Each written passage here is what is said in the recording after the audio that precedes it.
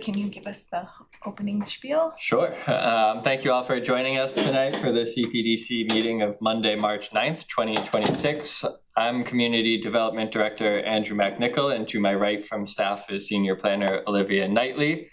The board is running a hybrid meeting tonight, so we have both board members and public participants in person and over the Zoom.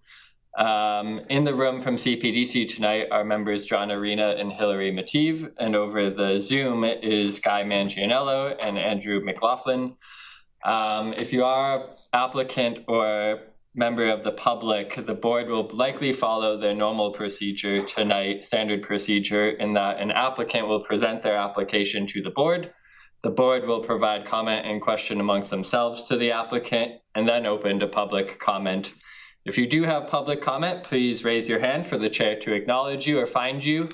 If you're on the Zoom, you can use the raised hand feature found under reactions, or if your video is on, you can raise your hand around that way and we'll look to call you. The chat is available by Zoom. It does go directly to staff as hosts, and we can reiterate your questions that way to the board or comments. If you do have public comment, please speak your name and address into the public record for the minutes. And otherwise, this meeting is being recorded and broadcasted on RCTV and will be posted afterwards. And I think that's it. Okay, so it looks like sign permit application for 505 Main Street Insure Plus Inc. is up first. Yes, so I believe the applicant is back. We had a meeting in January, I believe that one was. The board provided some comment and asked for some possible revisions, including location and lighting. The applicant has looked to meet a number of those and is hopeful to discuss other things such as lighting with the board to see where we can go. So pass it to you. Well, thank you so much for having me. Good evening. I'm Lucas Lemus. I'm the owner of Insure Plus. We're an insurance agency at 505 Main Street, Reading. And we recently moved in and we have temporary signage up right now. And we've been attempting to approve for permanent signage. And for the most part, I think we've gotten most of the details out of the way. To my understanding, the reason for my visit here today is to approve the halo lighting on the wording there, Insure Plus. So there's plenty of details here that I can walk you through if you have any other questions. But basically, to my understanding, it's mostly geared towards the lighting today. Yeah, and I should have also said there is a master signage plan for this building for the multiple of commercial tenants, and the master signage plan does call for gooseneck exterior lighting versus the applicant's proposed halo lighting, which is, as he said, why he's here tonight to try to get approval for. Thank you. Mm-hmm. So I submitted a Mullen Rule. I watched the previous meeting.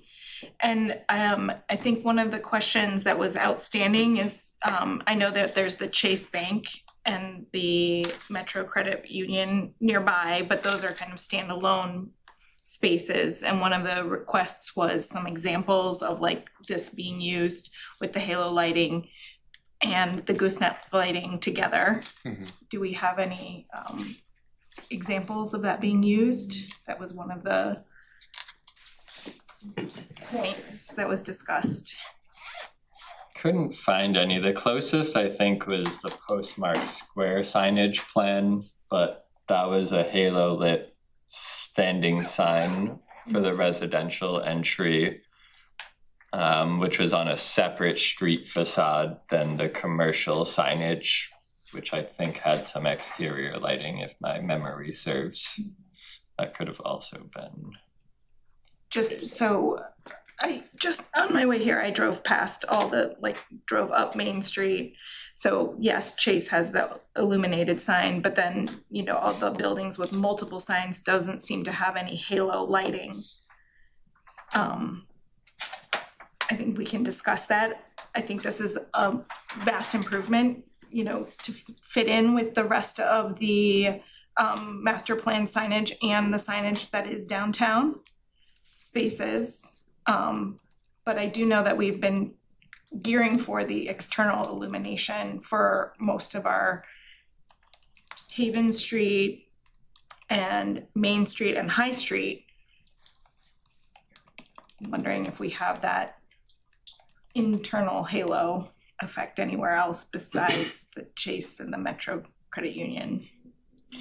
It is on the Postmark building. There Okay. is at 136 Haven, there's a combination of some halo lit wall signs, and then I believe for some smaller side signs and logos, there's some external lighting. And let me see if I pull it up on Street Yeah, that would be View if great. that's visible.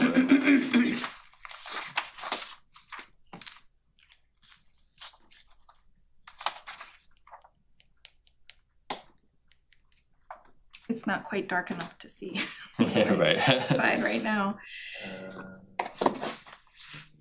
And in the meantime, if anybody else wants to make any comments. I have a couple process questions, Andrew. Mm-hmm. Is this proposed drawing compliant with the sign bylaw as presented here It tonight? is. Is it compliant with the form and fit that as I listened to the video from January 12th, one of the points Guy made was the compatibility with the adjacent buildings. Hmm. And I think where I sensed the meeting left off was that a proposal that was largely more compliant with one or the other, probably the right business, because the other was an awning, Mm-hmm. would be entertained. My recollection was that Guy was looking for something that actually tried to mimic the character of is it Sounds Unlimited? Is that the name of the outfit? Is the right of it? Mm-hmm. Yes, Sounds Unlimited. Yep. And I get the fact it's a logo and branding and marketing and all that. So that somewhat flies in the face of what Guy asked. But does this answer the mail for you in terms of what you asked? You there, Guy? You're muted. You should be able to unmute yourself. Oh, no, I didn't. Thank you, Andrew. Yeah, I couldn't unmute myself, John. Sorry. Yes, Andrew, can we just, I want to make just a couple quick comments. Can we pull it back up on the screen? I think it's not being presented.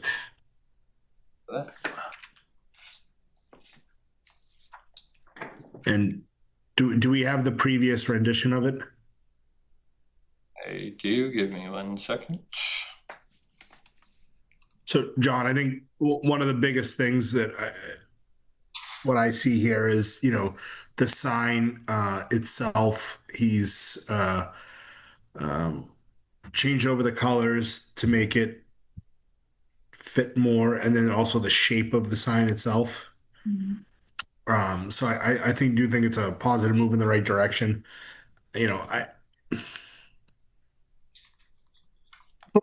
Genuinely, I don't necessarily see the issue, my own opinion, with going gooseneck or halo.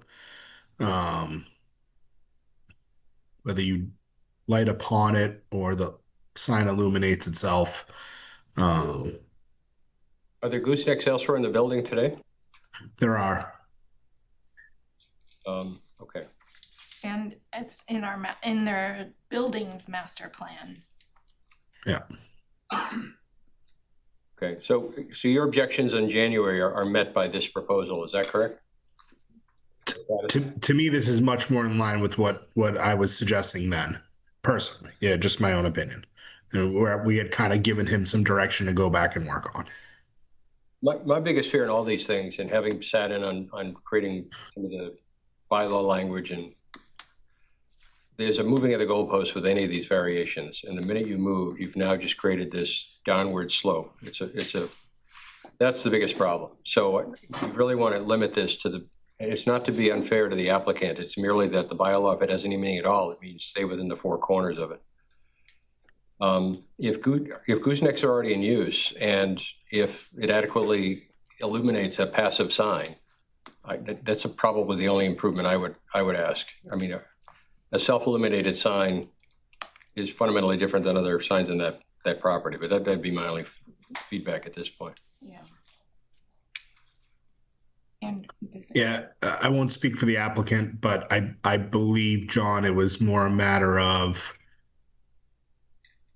the amount of work needed to, and I'll let him chime in, but the amount of work needed to produce the gooseneck versus just bringing the one wire behind the sign to produce this light and signage. I get it. I get it. Yeah. It is more work, no doubt. It's a couple of holes or one hole through the bricks versus a single wire. But I don't think that's in our scope of focus. I think we're strictly looking at appearance and compliance. And while I'm sensitive to anyone spending money, if we reacted to it's going to cost me more to do that, we'd be here all day. Of course, yeah. Of course. Our comments weren't geared to Cost. lessen the burden, right? It was more so to get the design in line with the aesthetic of the other units, which I think this does do. And I don't believe we give any definitive answer that he should not use halo lighting. I think we wanted to get some more feedback on it and get some up, see if there were other businesses that were utilizing it, which there are. You know, they're bigger companies, but they do exist. And I understand this building has a master policy, but from my end, I don't see the harm in this.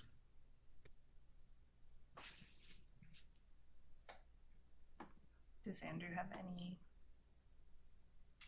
comments? Is he on the Zoom? He's not on the He's on the Zoom Zoom. anymore. He might be coming in. I don't know.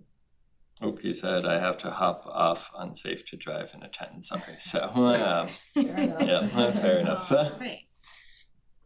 Do you have any comments? Well, I guess the only comment I would have is that aesthetically, this sign, in my opinion, aligns much better than last time, obviously. Yes. It's very similar to the Sounds Unlimited, even, you know, to the details of the corners and things like that.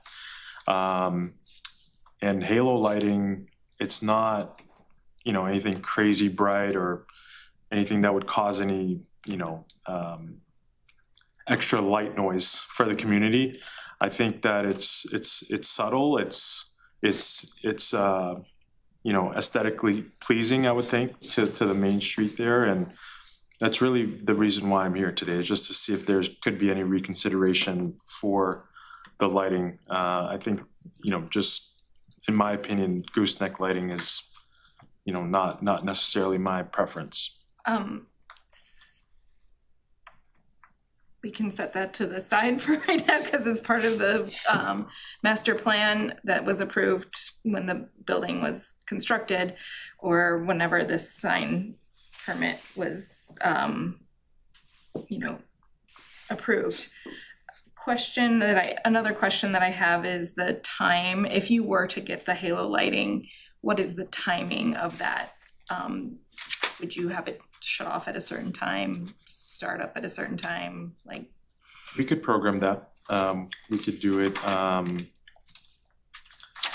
in a way where we could shut it off at, like, let's say midnight or something like, or even earlier, depending on what you guys would. 10 p.m. 11 I p.m. think we usually say 10 to 11. Vary sometimes with abutting properties.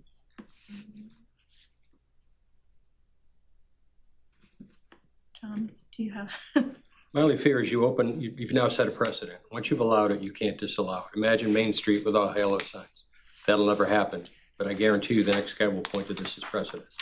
And you weaken your negotiating position every time you regress. If the bylaw says no, or says yes to something else, Right. who are we to suddenly start judging that it doesn't really mean what it says? Right. It's voted on by our constituents. Signage is the hardest thing in the world to do zoning for, because there are so many variants that can never be contemplated. Even if you had them all, that the next day there's another. Mm-hmm. Right. And it's the most frustrating as well, because people come in with the best of intentions, and all we're trying to do is make something that sounds like it was somewhat compatible with the neighborhood, right? It's,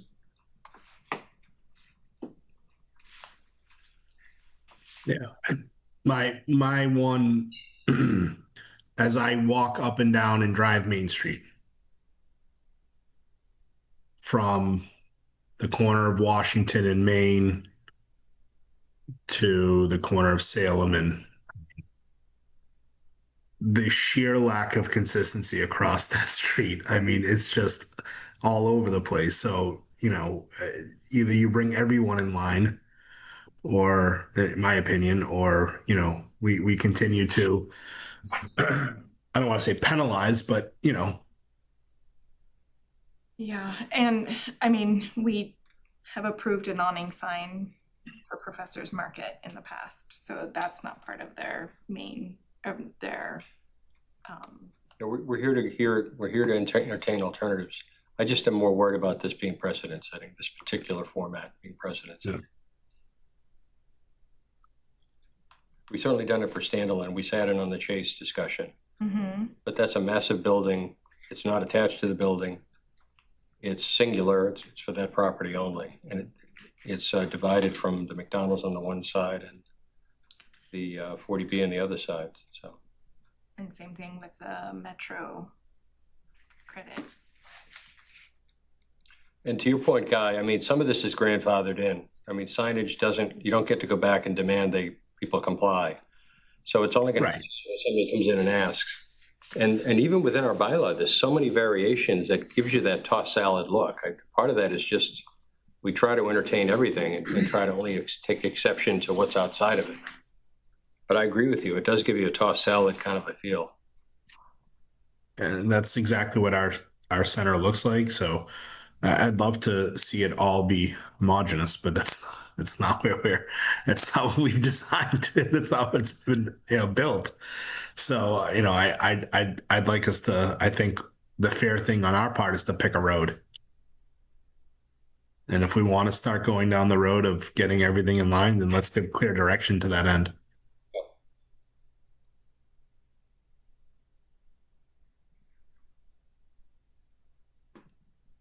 But we can't make exceptions for big banks and non-small business. That I don't agree with at all. I would draw the line there. Is there an exception made for them? I don't. No, so I guess that's the allowed. challenge, right? Halo lit is allowed in business B and downtown.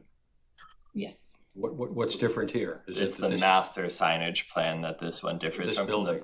building, which was approved, right, 20 years ago, ultimately, but it does exist for the building and calls for goosenecks. Only one of the tenants has put up the goosenecks with their signage. The other two I don't think exist with the goosenecks. They're just unlit at this time. And how do master plans get revised, I assume, and new ones introduced? Typically, we would ask for, yes, a revision to the master signage. Unless we want to plan. second guess every document as to whether we should still, now you're into it, right? Mm-hmm. Would the owner consider updating their master plan? I don't know. He wrote a note that he was in favor of Right, this. I don't want to speak for the owner, but I'm sure they prefer to leave the signage to the tenants to decide and regulate, but for consistency's sake and for street treatment, that's why the board likes master signage plans, because we know what signage to expect, like up and down Haven Street. That's why you have the black and gold lettering across to Haven, I think, and 30 Haven has all exterior lighting at times and blade signs, and knowing the locations and how it interacts with the street treatment. But to the consistency point, it's certainly right. The bylaw does allow a variety of things. It's It's just true, yeah, and it allows this. right. Tech. And it doesn't say for single tenants only or vice versa. So.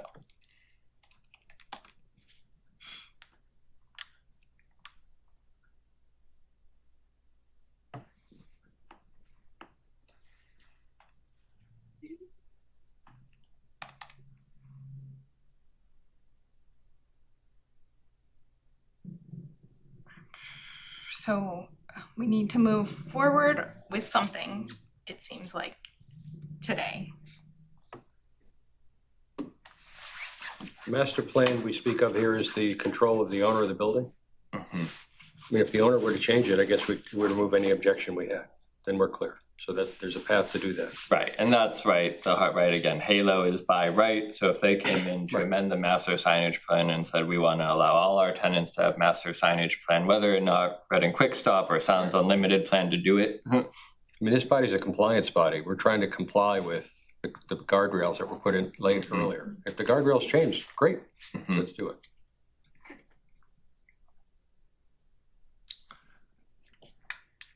Could we somehow condition that, like have the owner come in, I mean, and, or submit paperwork to that? My gut is no, you can't condition this tenant to say your property owner has to come back, But They're not a party to this. right.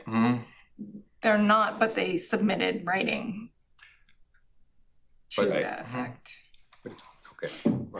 I mean, I guess like, right, to John's earlier point is like, ultimately, if another tenant came in with Halo signs, you would probably then look to allow it, and is that what you want for that area of Main Street or this building?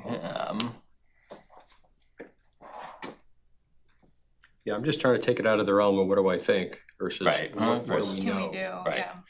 The minute you go to what do we think, we're into That's true. terra incognita. Mm-hmm.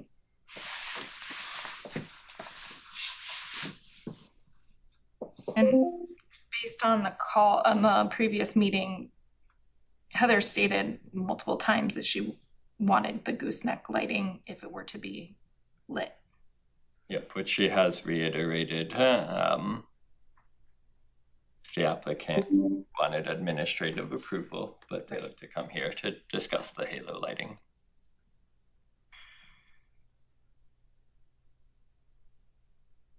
Did Andrew rejoin?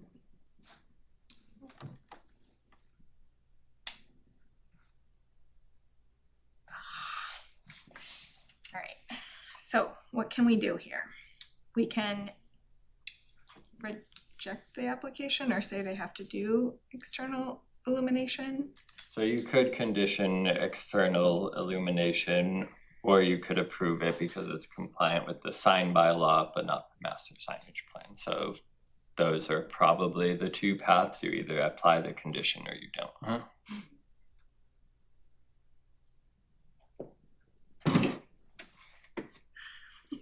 Where are you? If it helps at all, Andrew was not present for the first meeting related to this application and has not submitted a Mullen rule, so he rule, wouldn't, so he can't comment. peace of mind.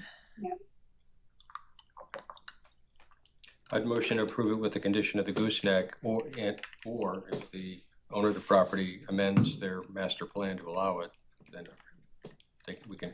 But you just said we could. Which, well, right, I mean, if you put the or in, maybe, you know, But he's gotta come in and amend the master plan. He's not just writing a letter, right? Right. So there's some effort on his part, but But do we have to then we have to see the master plan and approve it? you would, yeah. but that's comprehended in the word or. If they Yeah. amend the master plan, then it's amended. You can see it. Okay. Hmm. I would support that.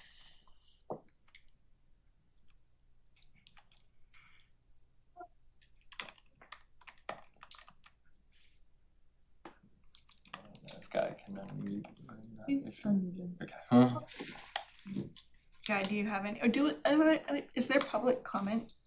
I don't believe we have anyone from the public on Zoom.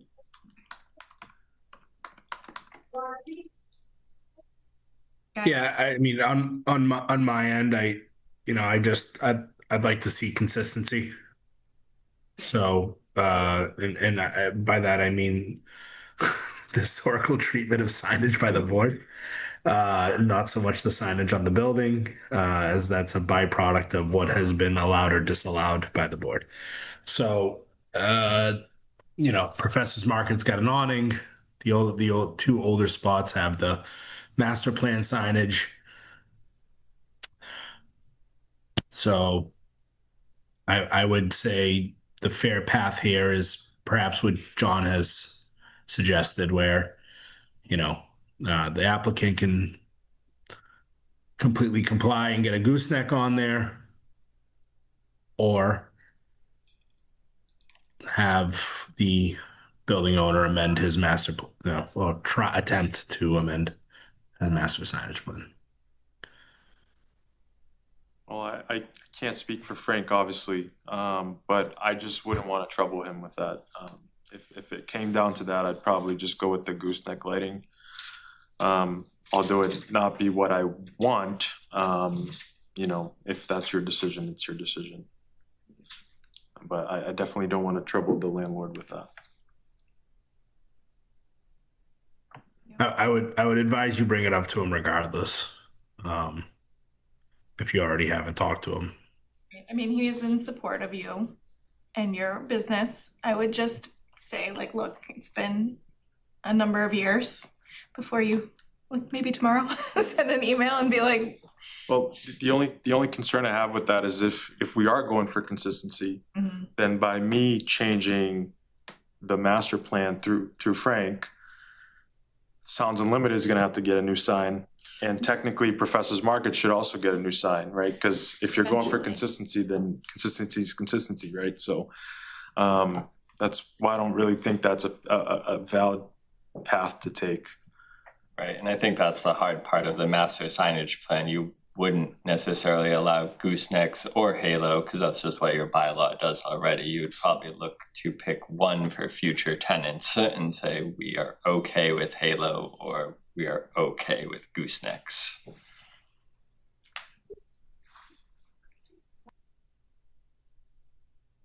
And you know, I'm not trying to play hardball here, but frankly, I do think that I've accommodated most of the requests, right? The only thing I'm asking for that fits outside of that is the halo lighting.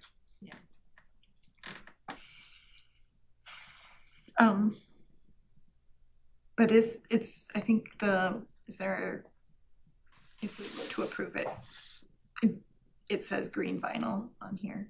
On the decision? Oh, and it's from January, but maybe there's an updated one.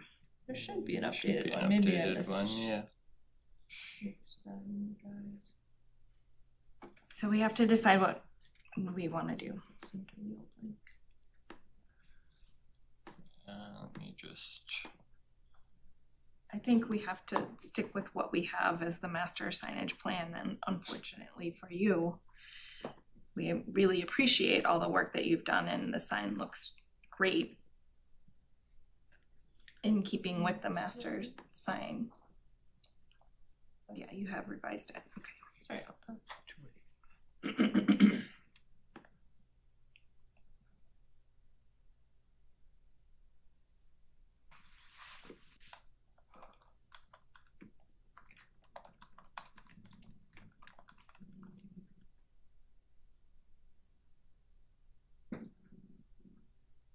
virtually just describes the sign details and square footage, and then the lighting, which I can remove, subject to future revisions. I can amend the lighting language here, if the board goes that path.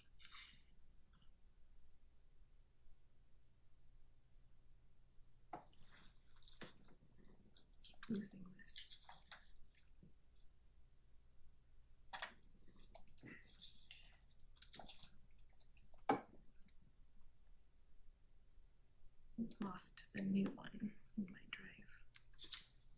It helps on screens. I don't know if it made it into the drive, is it in there?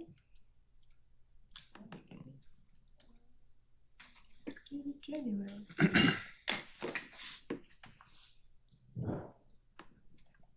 All right. So we're saying gooseneck lighting. John, Guy, is that what we're deciding today? I think Andrew's captured it there. Yeah. The conditions don't have to align with the findings. The findings are the proposed. Yeah, the finding I can revise based on the future submittal, or I could just post and no. Okay. Guy has his hand raised? Yeah.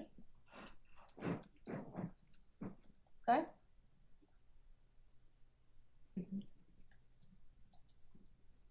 Guy, do you have a comment? No, sorry, I was just raising so Andrew would unmute me. Apologies.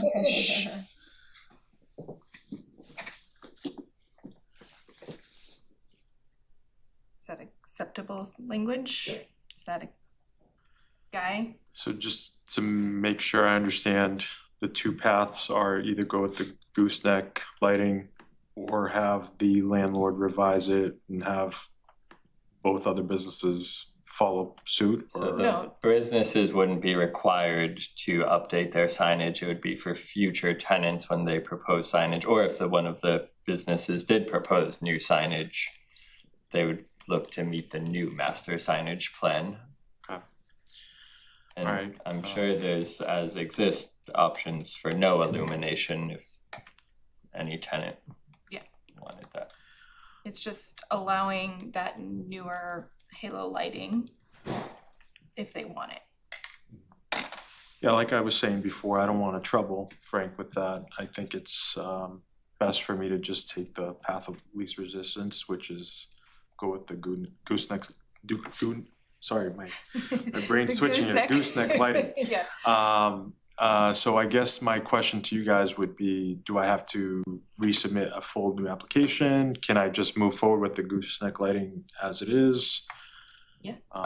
Nope, as long as you had the specs on the building permit for the gooseneck lighting, we could approve Right. that. And you don't even have to have the gooseneck if you didn't want it, right? Right. Okay, Like the building with the empanadas next door, they don't have any lighting.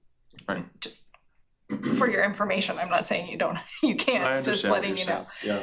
Yeah, my neighbor Sounds Unlimited doesn't have lighting either. Yeah. Right. But I'd probably have it lit, and I guess that's all I had for today. All right, thank you. Well, thank you. So do we need a vote on something? Yeah, we You need a do. motion to, Somebody needs to make an emotion. Motion to approve the order conditions with the amendments as shown. Do we need to open for public comment? Sorry. I think you did. I've asked But if I think we've there's, asked, there hasn't been any. Oh, okay. Sorry, I didn't hear that. Apologies. I second the motion. all right, Roll call. please. roll call. Guy? Yes. John says yes. Hillary says yes. Okay, great. Thank you. Thank you. Thank you. I guess, sure.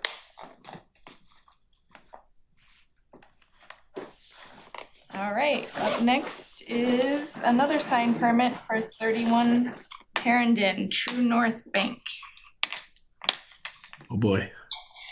Applicant on? 1 second. Is this a name change only, or is it actually the building's changing hands? Sorry? I had that same question. It feels like True North is replacing a lot of North Shore banks. Oh, is it? So it could be a just name and Yeah, branding never- change, it could be a, I've never seen the name before. I don't know.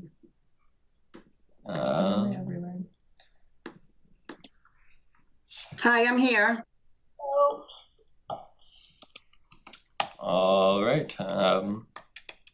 Heather, do you mind I can't- explaining the proposal? Yes, I can't seem to start my video. It's disabled. Give me 1 second here. Okay, thank you.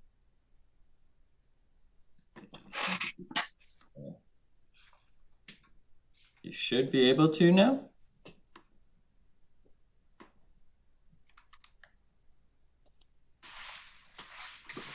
You might have your camera flap Oh, closed. there we go. Hello, everyone. Oh. Hello, good evening. For the record, my name is Heather Dudko, and I work with National Sign on this project. And I did hear your question. It is a merger, True North, with Abington Bank, North Shore Bank, and Colonial Federal Savings Bank. So there's several locations that are undergoing the name change to True North. It's a lot to manage. So it's a replacement of two signs. The front elevation, we remove the North Shore Bank and replace with True North Bank. There's an existing external light bar that will be repaired. And the letters themselves are non-illuminated acrylic pin lettering. Where's the light bar in the picture showing? Right above on the top there. Black. Oh, I see, that's illumination, that's passive, that's just, I didn't realize that to start. you're trying to illuminate a passive sign, is that the idea? Yes, an external light bar above a non-illuminated letter. I guess the only question there is time of day. Yes, what are the times that it's illuminated? I don't know what the current times are. I would suspect after the bank closes, it can be turned off if that's a condition. Bylaw says 11 PM to 6 AM. Okay. So Okay, Shut off by 11. and that sign measures 33 square feet. And that's in keeping with the bylaws as well, correct? yes, But there's two signs. there are 2 signs. Where's the second sign? That would be on the drive-through side, Heather. Here. Yes. So they currently have an existing sign on the rear entrance that they will remove and not replace. And they're proposing to install their second sign on this drive-through side elevation. So that would be a new location for the second sign. This is also a non-illuminated acrylic letter on an aluminum backer. And there'll be no external illumination at this sign. Both of these signs are compliant with the bylaws. I had one question more related That was a question, sorry. to the length of linear facade on this side and what the board would interpret as facade length, because it does bump out like that to the drive-through. That makes sense? But the building continues. Right. And that's their space. Mhm. Yeah, so in that case, it would be. I would consider that whole side personally. If I were talking about a facade, I would consider that whole. It's an awning that bumps out, it's not a facade to Yeah. me. What's a facade? A facade is the side of the building. Okay. Does the code spell a different requirement out for an awning, or just? Nope. But it does relate to the length of the sign you're allowed. Right. The facade length relates to the square footage you're allowed. So we just wanted to double check that the canopy wasn't considered the facade, which I agree with that. So this is compliant with, Yeah. and for my benefit, is the sign the entirety of the green outline, or is it the textual stuff within? I was too just gonna ask, are the letters individually mounted, or is this like a green sign band? No, the letters will be individually mounted to the aluminum background. So it's just the white lettering, then the So- color isn't part of the sign? Right, so the green is not included? Or they'll, I did include it in the square footage when I submitted. I'm talking about how we interpret it. Is the green Oh, part I'm sorry. of our sign? To me, it's just a background. I mean, if you paint your building green. no, I mean, they can paint it green, Right, you know, so yeah. it's just the white lettering. It's actually smaller than. Yeah.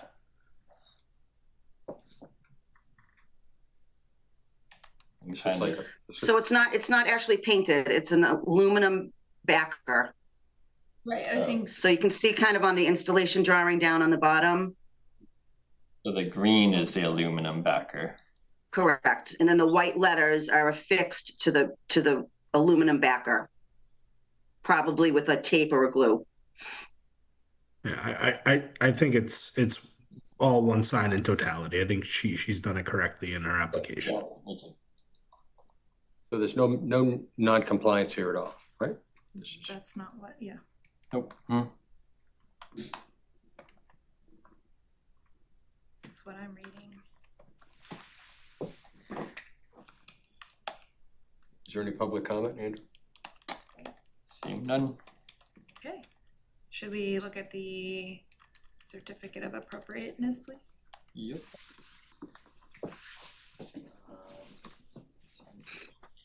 Proposed a few amendments because I didn't realize that external lighting existed. So just amended. So again, summarizes the square footage of the signs, including the aluminum backing. The applicant is proposing to maintain and improve the existing external illumination on the front of the building. The drive-through signage shall not be illuminated. It didn't look like. And then we just condition that illumination for the signage shall turn off by 11 p.m.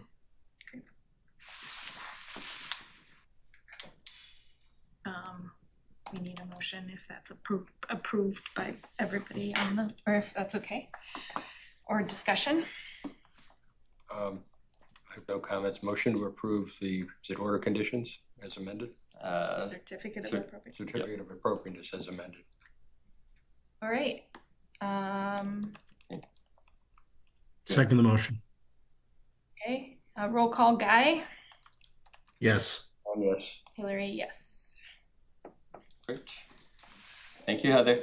Thank you. Oh, okay, thank you very much.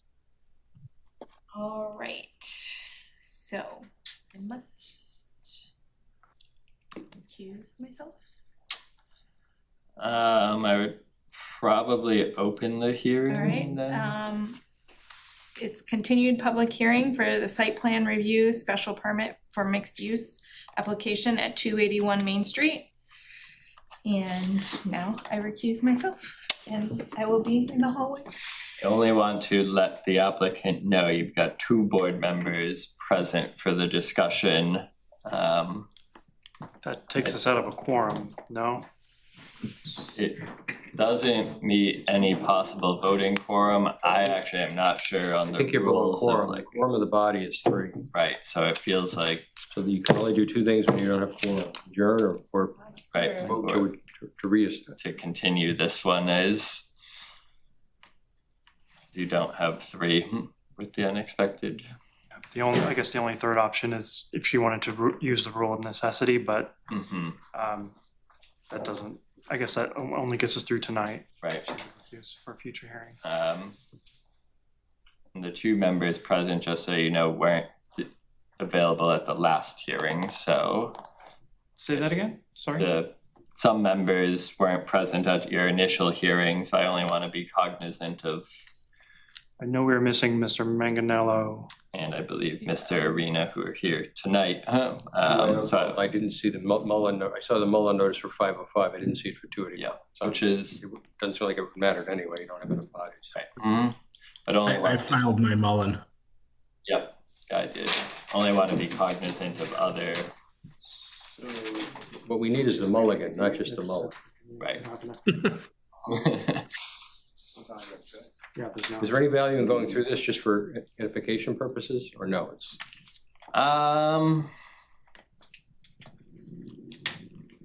I think, probably not. You don't have a. right, I just don't think we can. Would it be is the- helpful for the members of the board that weren't here last time to just informally discuss the project, to at least answer any questions they might have? As much as I would love to consider that, because I do think that comment and question with where we're at would be helpful for the applicant specifically to try to know where things are and what they need to do. I don't think I you don't can. know I if I mean, can, we yeah, don't with even the have critical mass here. Noticed public hearing, yeah. Right. I apologize for that. We Yeah. probably should have noticed. Did we know earlier that we didn't have quorum? I did not, because I thought Andrew would be here and he had to hop off. So he's the missing ingredient. Yeah, Okay, so we had an unexpected departure. yeah, I had it. So you have a recusal, an absence, unexpected departure, and the 2 other guys are here. John, did you file your Mullen for this? Not for Hold on, 281, for just 505 only. Breaking news, Andrew McLaughlin just joined the Zoom. Andrew, you back? I was just packing. Give me 1 second here to see if I can mute him. up and running. Yeah. Sorry, I'm sitting in massive traffic. It's not exactly safe to be going back and forth and trying to maintain it on the meeting. That's was trying to email. So I'm trying to find the nearest exit to pull over, but I don't think it's going to be successful. Well, knowing that you likely can't see the screen and everything, what it does do though is open up the possibility for the applicant to present and get Hold the comment hearing, you just can't question. vote. Right. All right. Yep. I'm coming from Maine, so. Okay. Okay, so we're. Yep. We're good to proceed. Yeah. Okay, great. Sometimes good things happen. Yeah, just a few minutes later. So for the record, my name is Attorney Jesse Schomer. I represent 281 Reading LLC and its owner, Severia Fulciniti, who's in the audience tonight. Also here tonight, board members are Stefano Basso of SV Design Project Architects and Carlton Quinn of Allen Major Associates. We just have a few updates to provide to the CPDC tonight regarding this project and let you know what the status is of the civil review and conservation review. Since the last time we were before you on February the 9th, we filed updated architectural plans and updated civil plans that show a modification of the building to accommodate the revised layout of the fire truck turnaround area, which is also going to double as a loading zone. I wonder if it would be possible to put up on the screen, Andrew, the architecture plans that we I didn't know which one you wanted. that we filed. Does the fire department look at the turnaround proposed? They passed judgment yet?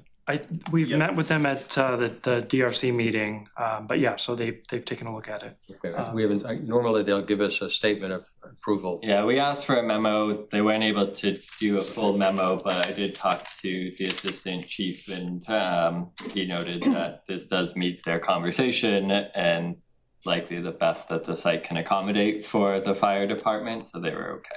Okay. We're not looking to close tonight anyway, so we'll. No, I get it. Just curious if you had a truck pulled up, an 18-wheeler, maybe that's unusual, but and you had an event. It's Murphy's Law, right? What do you do? Yeah, I think what we'll be looking to do in terms of management is moving events, no 18-wheelers and things like that. It'll be smaller vehicles only. Okay. And then it will be able to accommodate the largest fire vehicles that the town maintains. So if we could go maybe to the first floor layout, Andrew, that would maybe be the best representation. Before you proceed, in your January presentation, you made reference to a waiver for section 5672. Is that still true today? It is, but we have an update on that. Okay. There's an increased proportion of commercial space to residential on this modified layout. So we're still requesting the waiver, and we're prepared to address that additionally tonight. So yeah, this is very helpful. Thank you, Andrew, to zoom in on the ground floor level here. This is the modified layout of the ground floor. This has been reduced by approximately 15%. The total square footage of that is now 4,560 square feet. And of that, 2,400 is commercial. That's about 60%. The remaining 40% are those ancillary spaces, the lobby, the package room, bike storage, utility spaces, and then the trash rooms. We've done our best to maintain as much of the square footage of those ancillary spaces for the benefits of the residences and the commercial space, specifically the trash rooms inside the structure that's been requested by the Department of Health. They wanted to ensure that those are kept inside the building and not outside for health reasons and sanitary reasons to ensure that there's no vermin that gather around the property. And we've also maintained a pretty generous sized package room. There's also a mail area down there in the lobby, and then a significant area of bike storage, which we all feel is important for a building like this for the residential component of it. Those spaces there, they add out to, when you take into consideration the package room, bike storage, the trash rooms, and then sort of the extra space, I would say, in the lobby that we're using for the mailroom, that comes out to around 570 square feet, just for reference in terms of the extent of the commercial waiver. the ground floor, you know, it could, in theory, be rejiggered a little bit to add some commercial space, but it would come at a loss of all of these components, which we feel are important for the benefit of the residents. So we've maintained those here in this design, as well as the commercial space at 2,400 square feet, and are continuing to request the waiver of the commercial 25% requirement. The above floors have also been reduced in the square footage, and the unit mix has been modified as well. Previously, there were 22 bedrooms and 4 one-bedrooms. The mix is now 18 two-bedrooms, 4 one-bedrooms with dens, and then 2 straight one-bedroom units.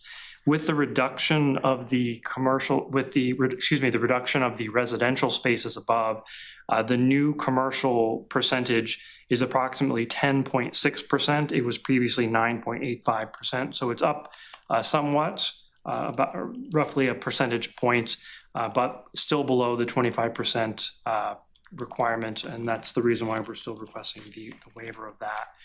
If we could actually go right back, Andrew, to the previous slide here. So you can see here that the footprint of the ground floor, as we talked about last month, is it's significantly smaller. So there's less room on the ground floor where the commercial space would be located for that commercial space to be located, essentially. So we're, as I mentioned previously, a lot of the space in this, roughly 40%, are these utility spaces and spaces for passage and access, package room and whatnot. The remainder of the site, you will remember, is residences above, but open for parking with a podium alignment on the ground floor here. Due to the proximity of the perennial stream behind the property and the fact that this is subject to the state's riverfront protections under the State Wetland Protection Act and the local wetlands bylaw, there's a significant restriction and fairly strict restriction, frankly, on what can be done with the rear area of the property. And designing this building with the full layout of commercial space going back to the extent of the building above just isn't feasible. It's not permittable under the State Wetlands Protection Act.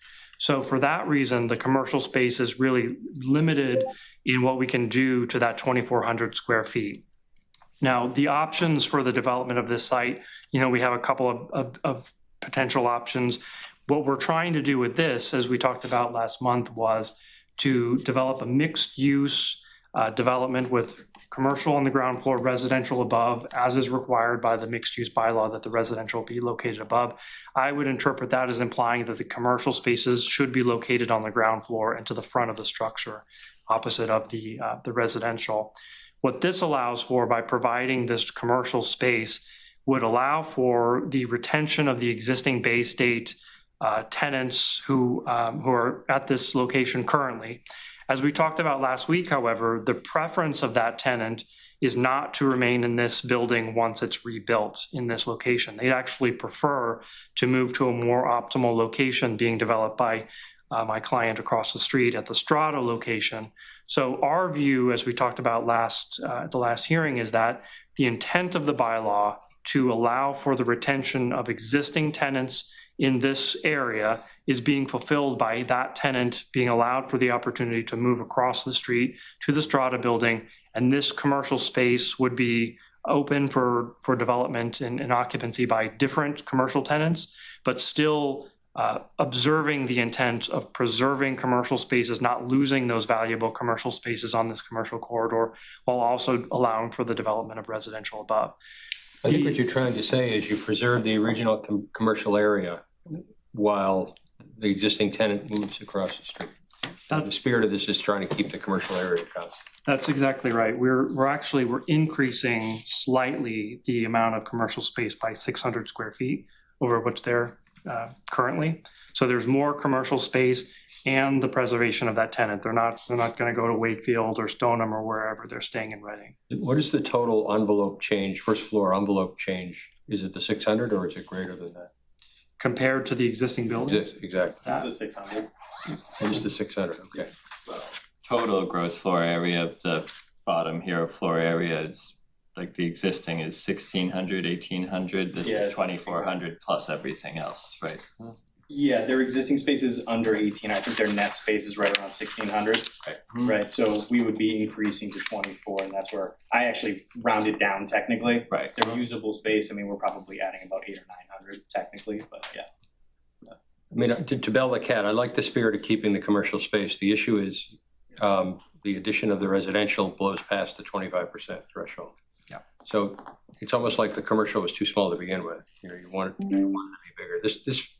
This property's had a car dealership in it. I forget what was there before the car dealership. It's kind of flipped every decade or so. Yeah.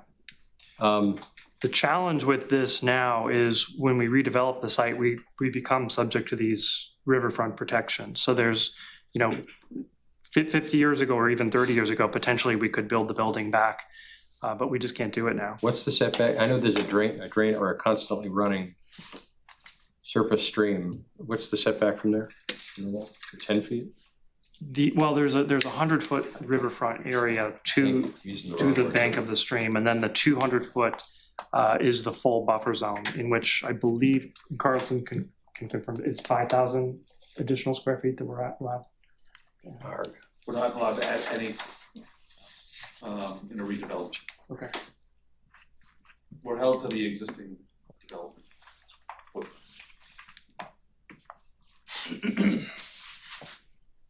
So if you had to build a building, you're next door to Perfecto's, right? Yeah. So the thing I'm thinking of runs to the left of Perfecto's, and it must cross you in the back as well. Yes, it does. And that's what you're talking about? Yes. You couldn't build this building today then if you wanted to, in terms of its siting? I don't know, does that? If it was a virgin site, we could. Yeah. Okay.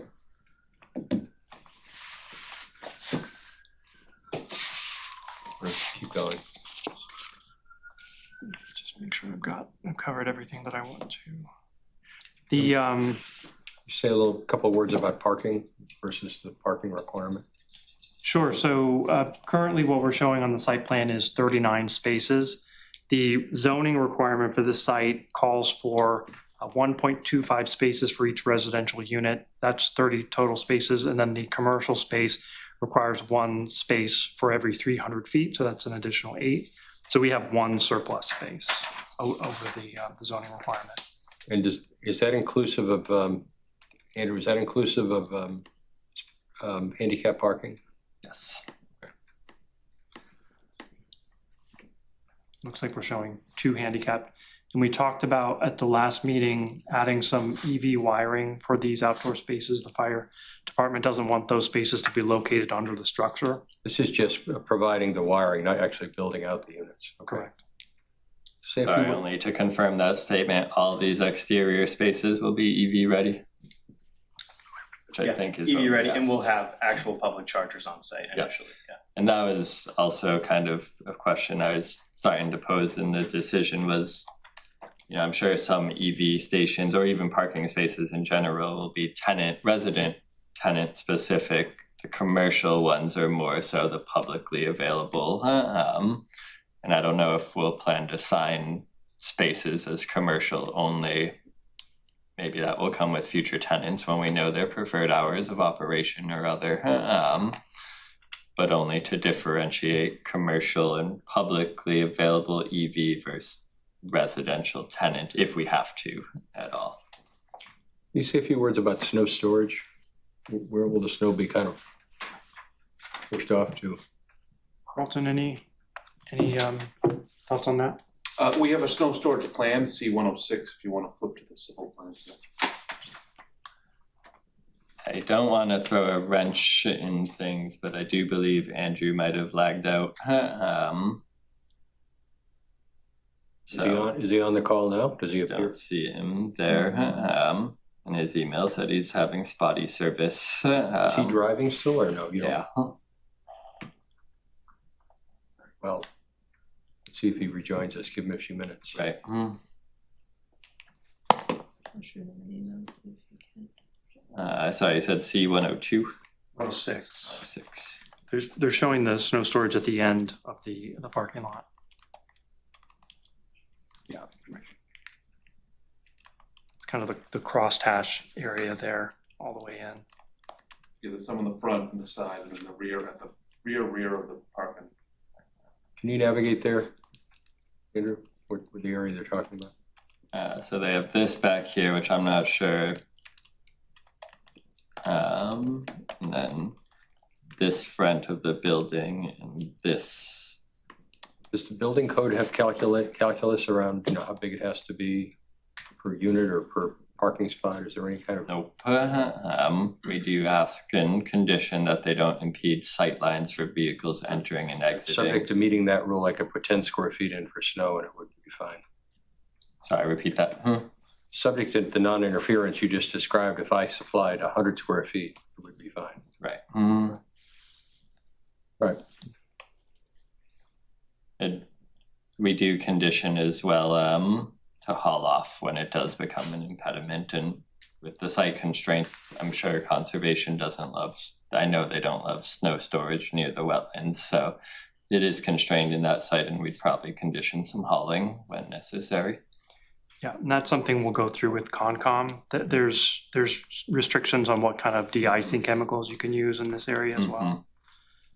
And then, you know, sites like this, it's very common for, especially like the year that we've had where we had the snow events one after another. You'll just have to truck snow off site. The two diagonal lines, I see 200 foot, I assume the other's 100 foot. What's the horizontal dotted line? That is the zoning line. That's the business A to, I believe, S15 in the rear. That's setback? So the lot is split zoned, it's in two different districts, and what we allow for is a 30-foot extension of one of those districts, which they are choosing business A, of course, for the mixed use. So one of them is the boundary and the other is the 30-foot extension. Right, this is the real business A boundary, and this gets to the 30-foot extension. The full extent of the property, just scroll up. You'll have to go to another sheet, that one's kind of zoomed in. Right. Comes to a point. Yes, there's, yeah, and I can. And that's all wooded, or is it usable? It's not usable because it's in the river. Right.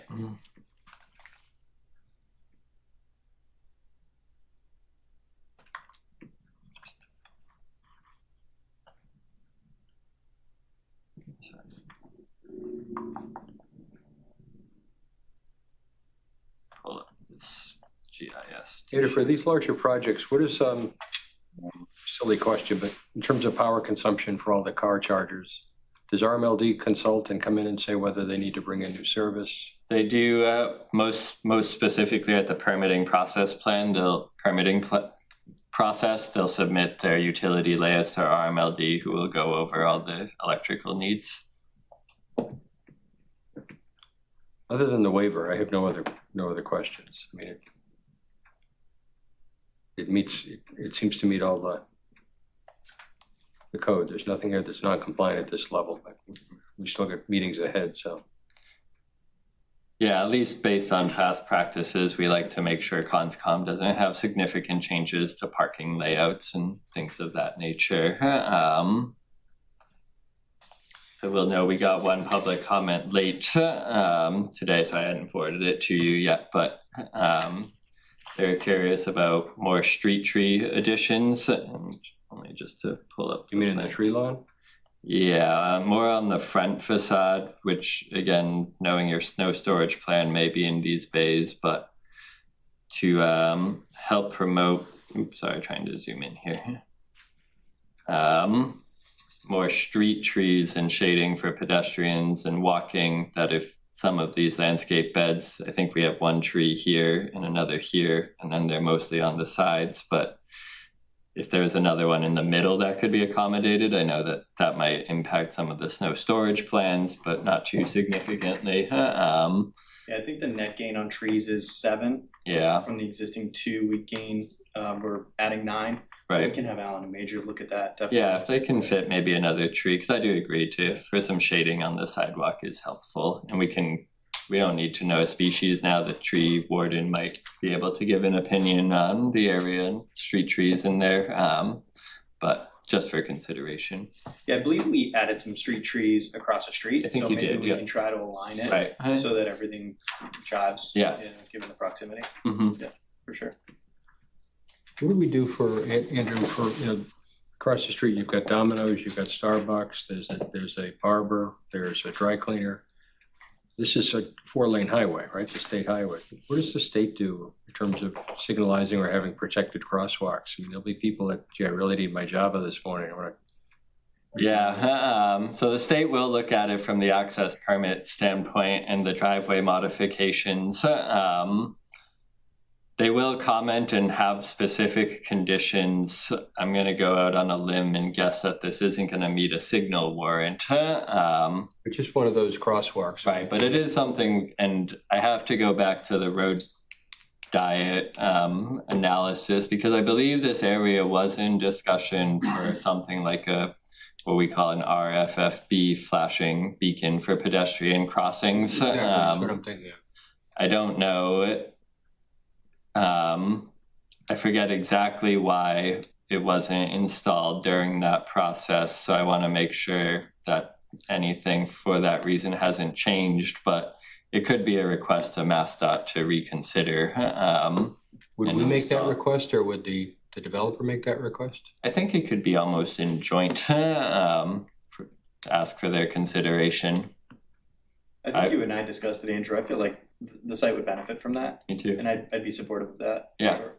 We put one down for our, there's an older residence down on 129, also across the Dunkin' Donuts, and at the time the registry, and it's worked out well. It's not an annoyance. Yeah. Yeah. I think it would help also just connect, since we also have Pinevale and trails back there. So Right. I think all in all, it's Yeah, let me see if I can reach out to district and start that conversation now with engineering, and probably loop you in as well. So yeah, for sure.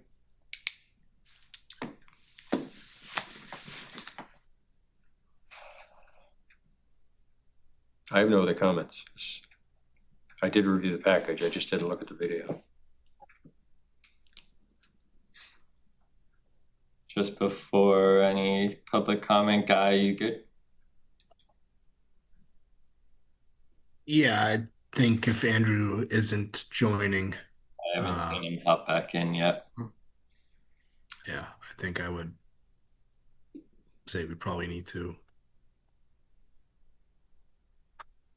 Okay. Wait until we hit a quorum. Yeah, I would agree. Feels unlikely at this point.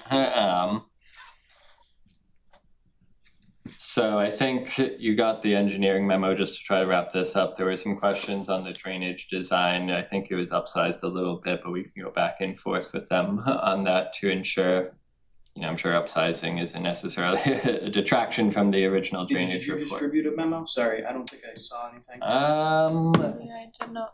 Might not have been included, so we'll get it to you. I can send it to you now too. And I think that was really one of the only outstanding questions. If you can get the conservation application in, of course, and then we'll work on some of these other things discussed, so. We're working on that and crossing our fingers it's gonna be in by Wednesday to be heard on the 25th. Otherwise, it'll be in on the 25th for the following meeting. I don't think with quorum, I don't know how to go about the vote, if you want a motion with two, or if we just say You can. continue, yeah, so. We'll likely continue you to the April meeting, which I think right now is April 13th, off the top of my head, so. That's Monday, April 13th. Yeah.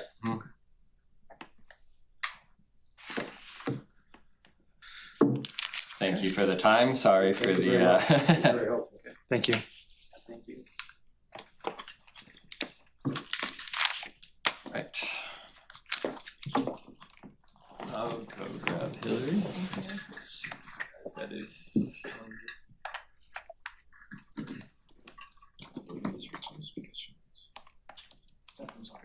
Yes, Guy, you good? I'm good.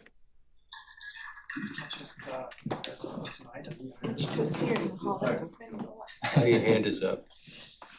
No, There you go.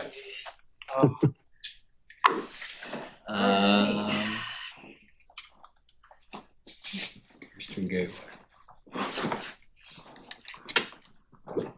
All right, so Thank you. Thank you. Thanks, Stephanie. next we have the Eastern Gateway zoning proposal timeline. Hi, Jesse, good to see you. Is that what we want to work on next? That's on our, Yeah, so I know, right, there's been, I think the last two meetings, conversation around the Eastern Gateway, how we might look at the zoning and begin to advance some conversations between now and any future town meeting, whether that's subsequent town meeting, which I think we're trying to potentially strive for, but things might not work out that way, right? But we'll talk about that in more detail tonight. And as we start to consider that, how does this bylaw take shape based on the public priorities that we've heard over the last year of engagement and workshop findings, and how does it translate to black and white text? So that's where we started. Sorry, go ahead, Guy. So No, I didn't say anything. I'm sorry. Sorry. That's what we've started to work on. I think we want to spend tonight to just kind of go over some of those major sticking points and when and how we can go about some decision makings with you guys and what's important for you to confirm in the near future to the far future. So Michael Wang from Foreman Place is here with us again tonight. I think he has some slides that we'll start with, and then we'll kind of converse based around the bylaw drafts that we had put into you and some questions we hope for more specific and guiding feedback at your next meeting, so that we can really start to make some strong advancements here, and hopefully it's shaping up the way you might wish it to. So Mike, can you hear us? I can. My audio is open, but my video doesn't seem to be working. I think I need to be released by you guys. I'll try again. Oh, there we go. All right. Awesome. Do you want me to jump into the slides, Andrew? Or? Yeah, that would be great. Okay, let's do that. Oh, sharing is not turned on. So we got quite the operation here. You should be good. Okay. Let me get my screen open here.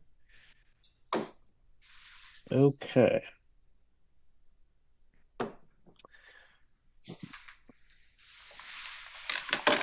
Okay, thank you. Nice to see you all. Good evening.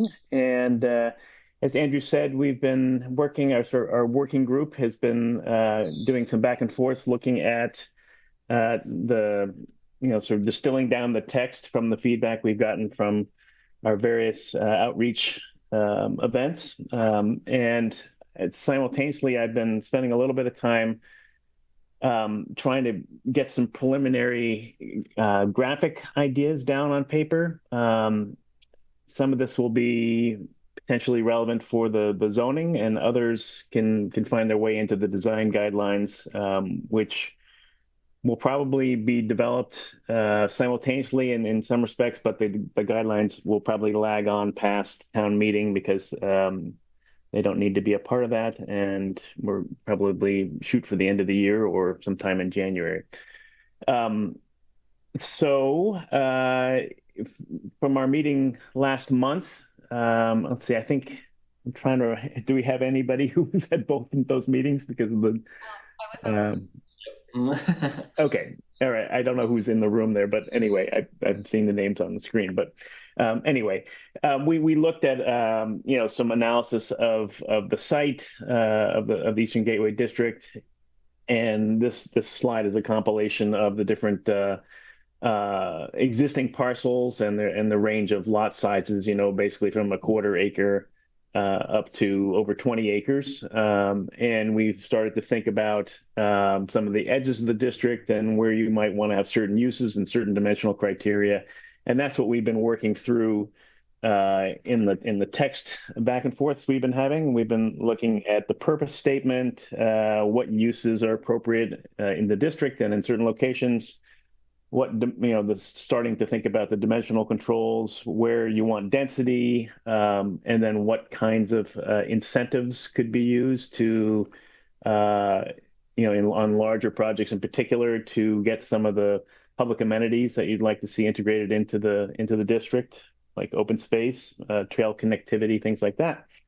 And then also thinking about what kind of an approvals process wants to be defined here, what's by right, what kinds of things require a special permit, et cetera. So just sort of moving along here. I'm going to Can you shrink take my, a step back? I'm trying to read yeah, this plan. Could you just is this is what's existing now? this one here. Yes. Yes, this is the just the existing extents of the district, north and south of the commuter rail line, and you can see each of the. Can you just like name one or two of these parcels on either side of the thing so we can get.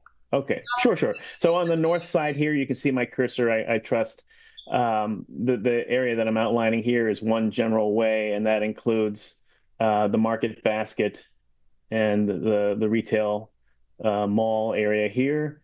As you move up to Walkersbrook, which is along the upper right side of the page here, you can see the Walkersbrook parcels. This is the Stop and Shop parcel here. And then when you get to the east of New Crossing Street, down in this area here, you're looking at the existing office buildings. And along Walkersbrook are the restaurant uses, the Bertucci's, et cetera. On the south side, you have the RMLD parcels here. This is the Station 1 building. And then there's some landlocked parcels between those buildings that front on Ash Street and the commuter rail line. Those are the Barbas parcels. And as you move again to the east, you get a medical office building that crosses the Pond Meadow extension here. You get the DPW site and then the large Frayne Corporation site here, which butts up to the wetlands here. You have some smaller parcels as you move along Ash Street and Bolton here. This is the Walgreens on the corner. As you move to the Main Street edge here, you're getting parcels that have underlying zoning that are in the sort of commercial world, as opposed to the residential that you're finding in the surrounding areas along Ash and Bolton. Does that help? Much. Yeah. Yes. Helps a lot. Thank you. Is the intention that the green areas are wetlands or declared to be wetlands? Right, exactly, yeah. And this is not like a flagged drawing. This is an approximation using GIS and some other things, but that gives you a sense of where those areas are. Thank you. Okay, so as I mentioned, we're starting to think about uses and dimensional controls and realizing that there is a certain quality to the street edges here, particularly along Ash Street and Bolton, where you're abutting residential districts. And based on a number of test fits that we've done throughout the master planning process, and as we move into this stage, it seems logical that you'd be looking at smaller scale development here. And I'll show you some examples of the types of uses that would be appropriate on these frontages. We think smaller scale residential and maybe some small scale mixed use might be appropriate. But then also we're beginning to think about what uses might be prohibited. And that might include things like industrial uses, hotel, probably not at a scale that's appropriate along these frontages, whereas hotel could be quite appropriate along the Walkersbrook frontage. So this is just sort of a dump, if you will, of ideas about allowable uses in these sensitive areas and things that might be prohibited. There also are going to be uses that are prohibited district-wide, and I think given the goals to have sort of a walkable district, we're trying to move away from auto-centric uses, drive-throughs, car washes, those types of things. And so we'll continue to build these lists, and that'll help shape how the bylaw evolves. And we may, Andrew and Olivia, I think we're still debating whether or not we're going to have a sub-district that's on the north side of the tracks and a second sub-district that's on the south side of the tracks. That's sort of to be determined as we work through the details. And maybe these sort of buffer areas can solve the differences, but we also might employ a sub-district approach to north and south of the tracks. This may be what you're getting at, but having just lived through the MBTA communities discussion in town, there was very much a central planning sent to that effort. This, I can easily see that the folks on Ash Street that are residential properties, today they're backing up industrial buildings that are comparatively quiet. I think the minute that the use of those abutting properties changes, there's going to be a hue and a cry.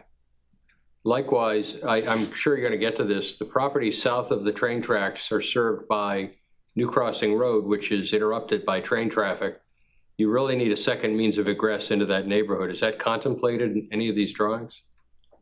Yes, and I mean, we contemplated that a lot in the master planning process, imagining Pond Meadow extending up to the Station 1 area here and down to connecting to Ash Street. But again, that's private property, and so there would have to be some kind of, an agreement or taking or something to achieve that. Down in this part of the site, down on the eastern end here, where you have the DPW site, there's a considerable change of elevation. The topography drops off considerably from these single family houses down to the lower area here. So I mean, it's a floor or two anyway. So even if you're getting 3 to 3-story buildings back here, we certainly want to consider a buffer zone along the back of these properties, but they will be on an area that's considerably below the sight lines of these private residential buildings here. Some of this is real and some of it's perceived. I mean, nobody wants to see a radical change. Even if you can't see it, you can hear it, or it's there and it eats at you. But I think the safety question, to me, it's got to be solved up front, or at least addressed up front, because absent that, a lot of what we're describing here seems at risk. I mean, I understand takings and going through that, but I think you've actually got to think through, is that feasible? I suppose at some price anyone will sell, but then to me, safety is always number one. And when you have a train and no other way to get in and out, that's problematic. Yeah, right now there's existing like access easements and paper right-of-ways in and around that whole area. That'll be fun when we start calling right. What could go wrong? Right. And whether or not they could be consolidated, and I guess that's where, as we get into like lot metrics and or specific uses by like a special permit, could you almost incentivize / require like a right-of-way connection to and from Ash Street and better circulation? You're kind of flirting with it. You're talking about what's possible. I'm actually getting to the point where you've got to think about what's probable, and what are the 2 or 3 steps that have to happen. Because absent that, I think you've got all the sizzle here, but you don't have the ability to deliver the steak. Right, and that's the hard part of like, are we waiting for private development to do it, or they can't? They won't. No one person has the self-interest to do it. How can you exactly? This is the job of government to help facilitate this. Right. So I want to take even a further step back, and I mean, thank you for describing the plan, but what are we trying to do with this? Just to make sure that we're all on the same page. We're trying to amend the bylaws and make a zone, an overlay district? What are we like? Yeah. What are our goals, and what does that look like? Just like broadly. Yeah. So the goal is zoning that allows for the uses and typologies that are desired that we've heard in the last year plus in and around this district. So what we're trying to do is make an overlay district that goes into our zoning, kind of like this downtown smart growth district, and then what this visioning and like what we're talking about, like prohibited uses and these elements, we need to enumerate those, and then those go in front of town meeting. Right. And an updated map. It would likely require like an overlay on the map. Map and the bylaws. And the bylaws. To be updated. Yep. And then you're also working on design guidelines that will follow those 2 things or try to mesh in with those. I think they would partner with zoning, right? If you require 6, say, and I'm going to throw out a nifty example of like if you require X frontage, commercial frontage on Walker's Brook Drive, you require that in your zoning, your design guidelines will detail how that's treated, whether that's glass or. So this is a little bit, the design guidelines are a little bit like what we have for the district, whatever. Exactly. It's much like the downtown overlay zoning that allows these buildings at certain dimensional requirements and densities. And then the design guidelines of if you do a 4th story, here's how we want that treated, stepped back, etc. Okay, just to make sure that we know what, everybody knows what we're talking about. Yeah. I wanted to like enumerate that. Yep, thank you, good point. That we can probably always start with going. What's the total area of this, the outlined in red, total acreage? In red? The arrowhead which- shape. The arrowhead shape, what's the approximate? Oh, okay. So I'm feeling like at our last meeting, we went through a lot of the site metrics here. I mean, the whole thing here is about 70 acres in this area here. That's the north and south. This is an earlier graphic. Just for comparison, anyone have any idea what Market Street? Market Street is in and around 60 to 70 acres, I think, right, Mike? Yeah, we have all those graphics. This was during the master planning process. We did overlays that showed like Legacy Place and the Market Street and Linfield and how all those things compared size-wise to this area. So I mean, I can pull those up for you if that's useful. Yeah. The advantage it was a golf course, so there was no abutters. Right. There was no problem. It was virgin land. Yeah. There's the law. There's the law of unintended consequences here. I think we saw some of that with the downtown smart growth district. Some of what we wanted came in spades, almost more than we wanted, and that was fairly tame compared to this. I think we need to think through carefully the unintended consequences. We have to anticipate what we can and plan for it carefully, so we don't inadvertently encourage outcomes we don't favor. Right. This stuff is hard. I mean, the other part of this is private property. This is going to happen over decades, right? We're all going to be doing something different when somebody else, right? So my biggest fear is trying to do good and do evil instead. So. Yeah, and that's where I think these transition zones do need to really hopefully come together, because that's your residential buffers and how you treat streetscapes with adjoining neighborhoods. Some of the... Sorry, go ahead, Mike. Andrew, I was just going to add that, throughout our test fit process, when we were exploring what one could accommodate, from an appropriate capacity on the site for mixed-use development, we looked at the site as a whole plan, as a whole district, like, for example, if the whole north side were developed at one time, right. But then we also realized that it may just be piecemeal. You may have the Stop and Shop and the Bertucci sites developed first, and so you want to, and then not the others. They may lag, and so it needs to work both at a scale for the individual parcels and for a larger vision, so that you're working towards the same ultimate goal of a sort of a walkable mixed-use environment. I think similar to Ash Street, the hardest thing to somewhat require or plan for is those interlock connections or connections to New Crossing and or Ash Street on the other side, to really plan those out and hopefully get development that lays those out with future anticipation for connections. One of the things you might do is to say we're consciously not going to use every square foot. We're going to build a zone. Maybe this is what you were getting at, a no man's zone. Right. That it's just going to be left to be wild. Right. Future easement right of way type things. I'm just showing this graphic because it shows how New Crossing to Pond Meadow can be extended and come down to Ash Street. And this is an example of how that might happen and how that would create sort of new development parcels on either side of that through connection. So, in terms of order of magnitude, what would you expect the number of persons that might be in this? I'm trying to figure out what's the use intensity for this spot and how many new human beings are going to be here typically for a property of this size. Is it 100? Is it 1,000? Is it 10,000? Is it order of magnitude only? Well, this plan, for example, represents about 1.2 million square feet of mixed use, which is about 450 dwelling units. So you can take it from there. People, maybe over 1,000 people. Yeah. Yep. Well, that's a lot. That's 4% of the town, right? Which is, again, probably 8% of the adults. Right. Which is, again, the important piece of like private development takes time and decades. It's not, at least maybe we could be wrong that it all comes together at once and someone It's buys not. every single parcel and does it all, but I highly doubt it. And so it's.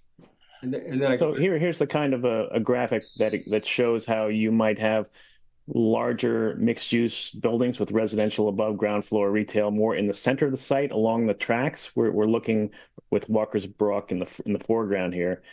And then as you move towards Bolton Street, which is on the right-hand side here, and these neighborhoods, you may step down in scale to more townhouse type development or community building or whatnot. And we're integrating public open space here and things like that. So this just gives you a sense of how that plan I was just showing you might feel from a massing perspective, trying to be contextual. Only for further local context, right? Something like Reading Woods is about 400 plus dwelling units on 23 acres down on the south of Main Street. And it's only dwellings. Only This dwellings, is exactly. mixed use, so right. it's about This the is same mixed intensity. use. Right, same residential intensity on smaller acreage to a degree. If you think about electric and septic and all the other utilities here, how is that?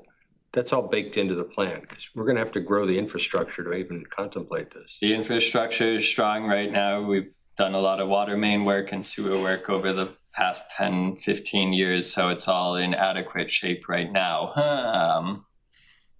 That we don't have any outstanding concerns, of course, dependent on the typology that comes in, right? If a very water intensive use comes in, we'd probably ask to study that and look at that.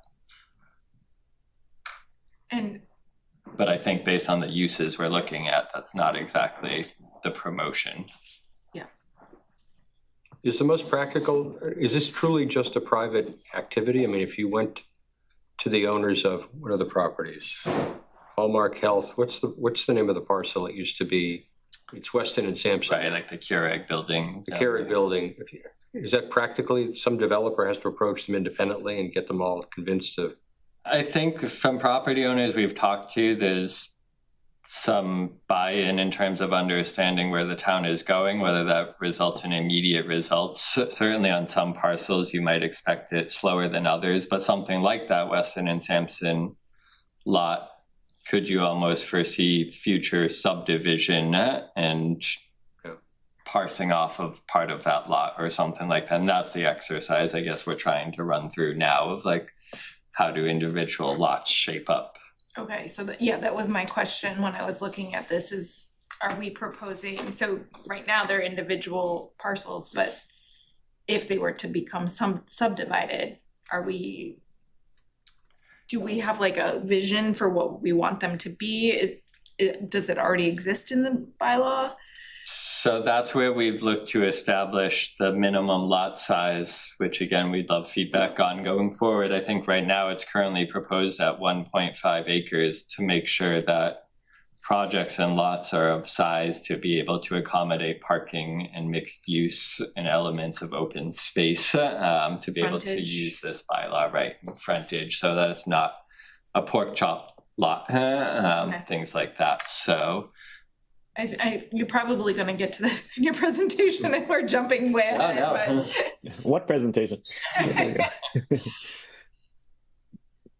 Oh, okay. Should we continue on? Yes. Okay, so I'm actually going to just jump to this now because we've had a lot of conversation about housing typologies and scale, and because I'm about to show you some ideas about density and where different housing typologies might be appropriate, thinking about these buffer zones, et cetera. And this is a sheet that we presented at the original open house, which I think was about a year and a half ago at this point. Looking at different typologies that represent what is called the missing middle, and it's everything from 4-unit homes to townhouses that have perhaps a ground floor commercial component to 8-unit buildings. These are all kind of in the 20 dwelling units per acre range, depending on obviously on the site that they're sited on, but typically that's what how they can be accommodated on sites that would yield that type of density. And then when you get to the larger sort of multifamily, you're approaching 30 dwelling units, and then the mixed use multifamily examples of, there's two projects here on the bottom from Newtonville that have been built in the last couple of years. You're starting and would have ground floor retail and restaurants, and these are looking at 3 to 5 stories that are in the 40 dwelling units to up to 50 dwelling units per acre. So that just gives you a sense of, these smaller typologies are more in the 15 to 20 to 25 range. And when you get into the larger mixed use buildings, you're looking more at 40 to 50 dwelling units per acre. Hopefully that's helpful. So for context, just Yeah. local context, what is the postmark? Postmark. Where is, I want to say, in the 50s to 60s units per acre range. Okay, and then do we know what the presentation just was, what that approximately is? Is that, I'm just trying to I do. give a context, or like boardwalk maybe or something. What is that? Is that one of the lower density? What have we seen recently? Yeah, 40 are typically averaged, at least downtown developments averaged, ballpark 50, give or take, units per acre. Those are smaller lots, right? And that's why the residential density was kind of We driven capped up. it. It's low. It's now. We did. It's 42 and a half now, I think. I think it maxes out at 40 or 50 units an acre now. It didn't previously. We did have some developments that I think were over 50 units an acre. Yeah, I think it's 40. Yeah, I think it might be 40 now. What's a development that's like here, that's like one of these 16 to 18, 20? Do we have one? So that's the thing, right? We don't typically have lots of that size. This is like more of like in a Reading. 3-family on a small lot. Right, right. Just wanted to like see what we have here. A project of this sort will slowly, over 10 or 20 years, change the character of the entire town. The density, I'm not saying it's a good thing or a bad thing, but it's a thing. And this goes back to unintended consequences. Today, when you do a low high density housing, it tends to be concentrated in the downtown smart growth district, and there's some support for that. And it was limited there because it was close to the train tracks, and folks expected that. And I think that's a much smaller envelope than this is talking about. And if you wind it forward, what are the township going to say when this is now in flight? This is massive. This, in terms of Reading's usable area, this is massive. And the only other thing I would point out is, you guys maybe know, our tax base today is relatively small as it relates to commercial. About the only developable portion of property we have to get more commercial in is here. Right there. And if you touch it for mixed use, you can't touch it for industrial. Now, again, this is all private development. You can't snap your finger and have industrial show up. But if you were going to have an impact that could benefit the taxpayers, it would be industrial that doesn't have school consequences, and yet still covers some of the taxes for the town. Anyway, I just worry about changing the complexion of the town the way it certainly has changed over 20 years. This would put it on steroids. Yeah, and part of some of those speaking points, I think, is trying to figure out, right, like the commercial value that could be possibly gained, whether that's with more square footage or just new commercial spaces replacing old. By commercial, I'm talking about hundreds of thousands of square feet. Right, I'm not talking about another 200 square Maintaining. foot. Because they're gone in 10 years. Right? You're talking more like a grocery store or like a factory? Probably not a factory. I don't think you can manufacture. The cost of manufacturing in this area are too great, but it's large enough to have permanency or even be an anchor tenant for the neighborhood. Right. As opposed to a series of small stores that have a lot of turnover. What's the net on commercial space comparatively from what resides on these parcels today to what's being proposed? That's a great question. What changes? That's a great question. I have that somewhere. We had all that. Before and after, does it go up or go down? Because if it goes up and it increases the amount of residential, in turn, it's a large net positive to the tax base, which then should. My bet is it's slightly negative. I think when you wipe out is. Frayne and Stop and Shop and Danish Properties and Market Basket, and you replace them with things that are 50% business versus 100, the only upper is the use of the DPW property, which is today, government. But I bet it's at best break even or worse. I bet it's dilutive to our industrial base.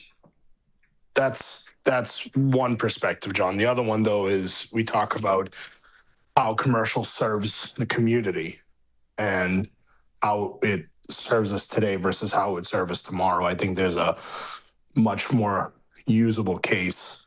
Yeah, I'm not making the utility case. I'm making only the tax base case. Yeah. Okay. Yeah. Agreed. Okay. Yeah. So I do think at least on the master plan concept shown, there's a slight reduction in commercial square footage versus existing. Which is slight. I want to say in around 100,000 square feet. Percentage that less. As a percentage that is what? 100%, 50%? Let me do that math real quick. You can do that.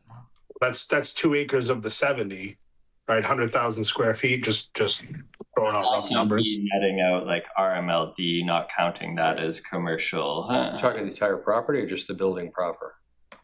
You're talking about the parcel. I'm talking about. It can't be a couple 100,000 building proper. That doesn't make sense.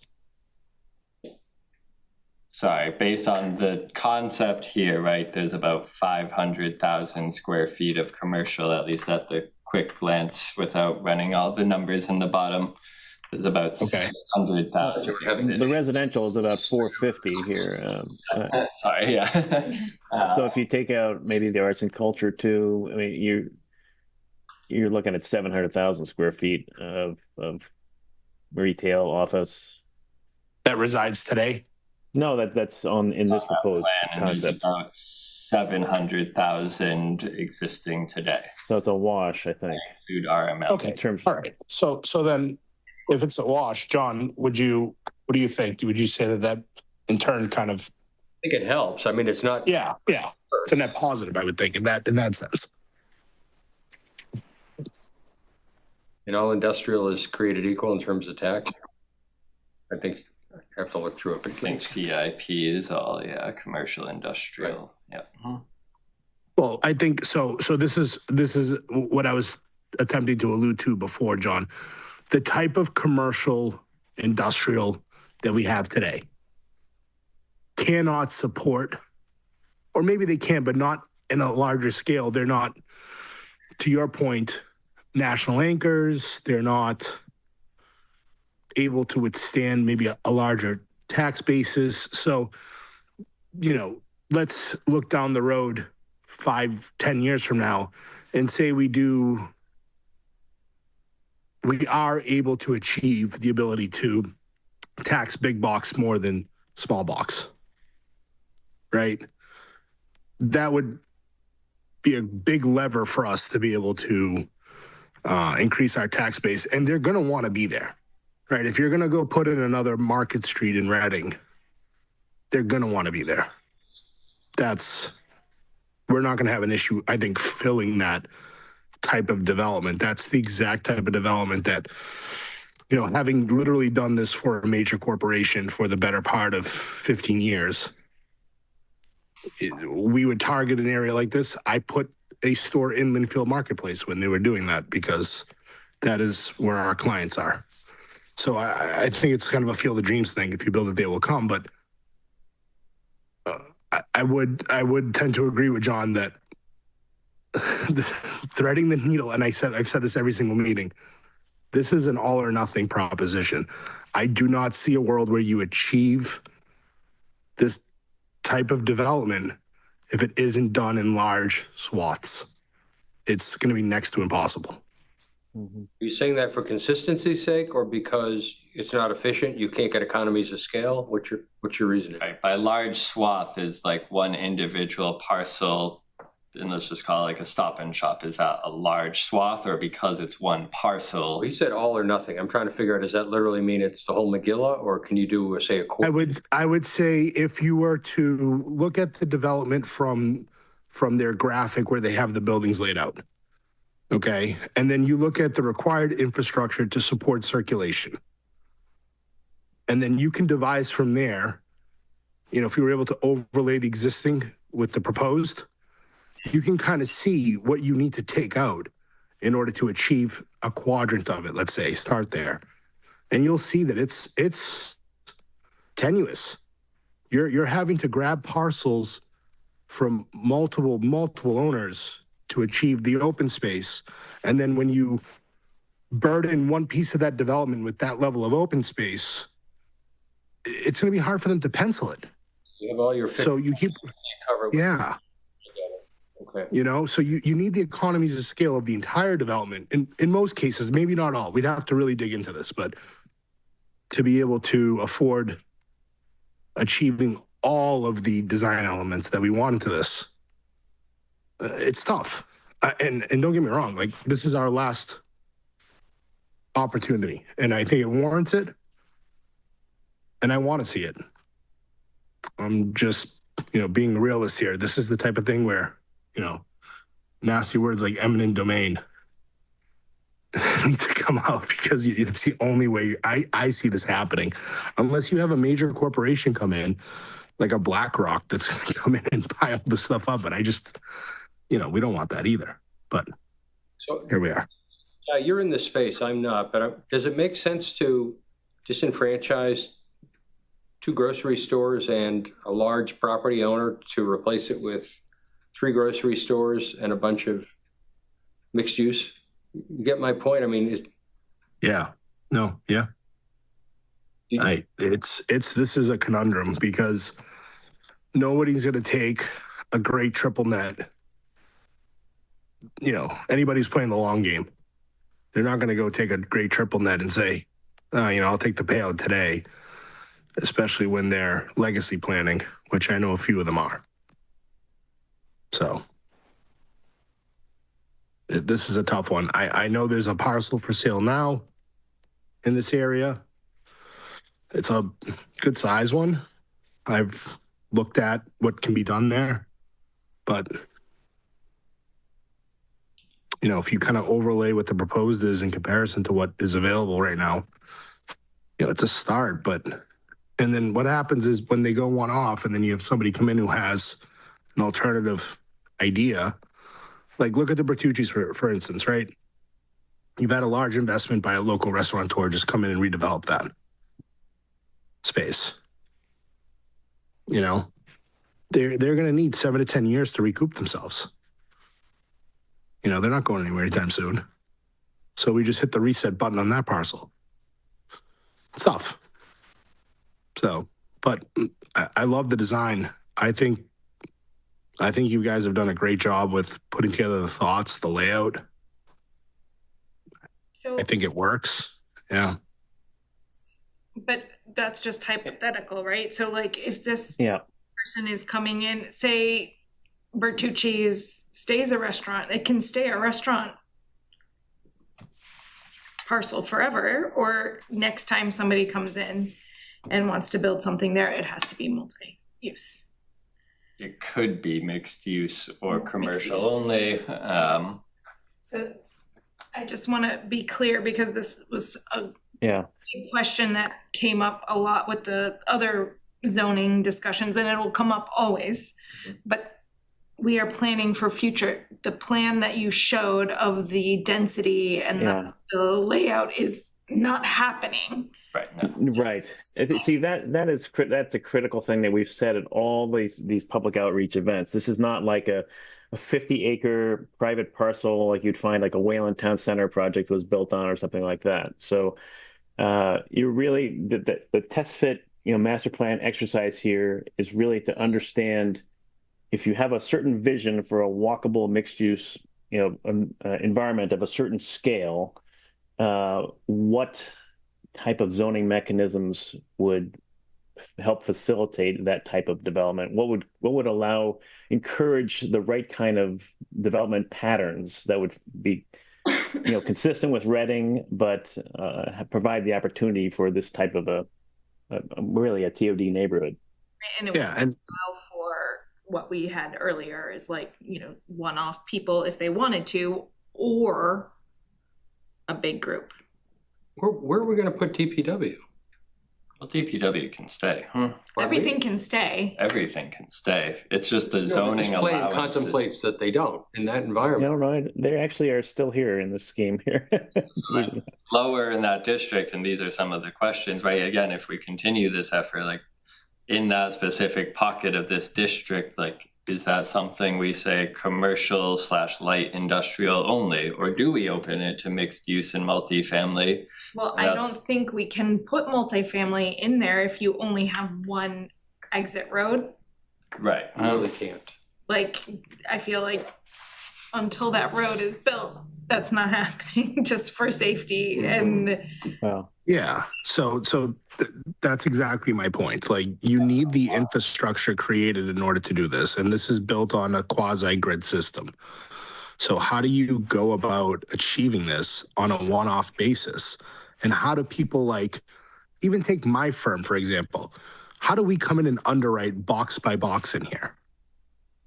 We don't. It's obscene. You know, I could never get one of these to pencil. Maybe one of the multi-unit buildings in the tertiary areas, like the outside rims. Maybe. I don't understand what you're saying. It'd be very hard for us to get a project like this to pencil with the burden of infrastructure on the onset. Is that a matter of size? A larger firm could do it? Or No, because we're more agile. We build cheaper than they do. They're bloated with overhead and everything, you know. Road infrastructure is extremely expensive, let alone if you take in trying to buy other parcels or other. Right. So. Michael, can you go back? Yeah. First slide, one slide back. one slide back, which one? This guy?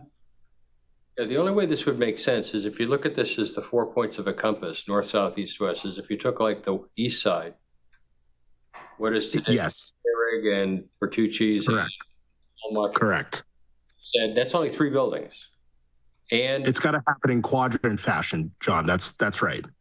then it's big enough to matter and have an impact, and you don't disrupt life everywhere at the same time. Then that's They're the 4 quadrant sizes right there. Yeah.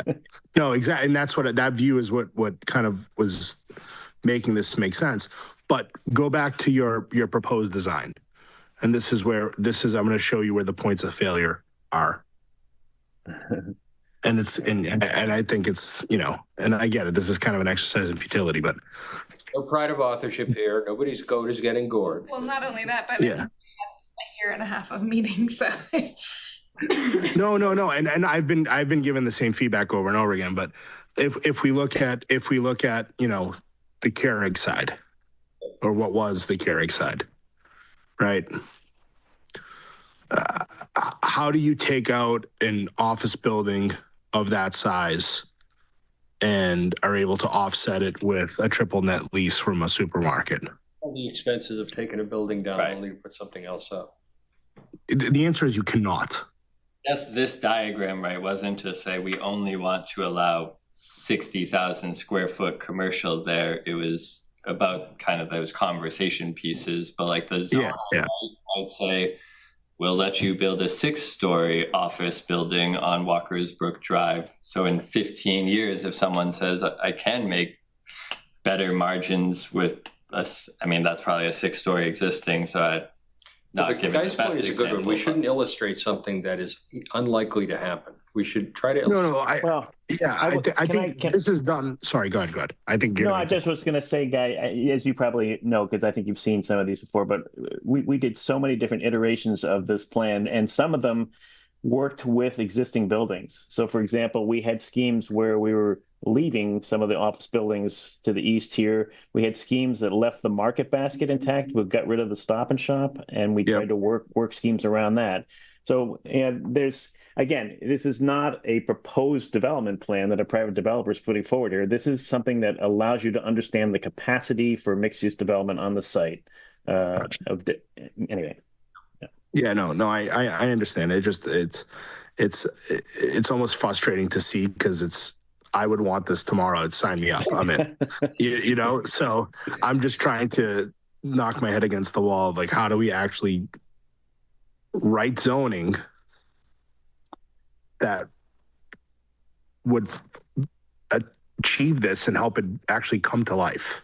So imagine this quadrant here. That's the easiest one in my one general way. I mean, if you got rid of all the other pieces of this plan and just tried to imagine that quadrant getting developed today, I mean, it's not that far-fetched.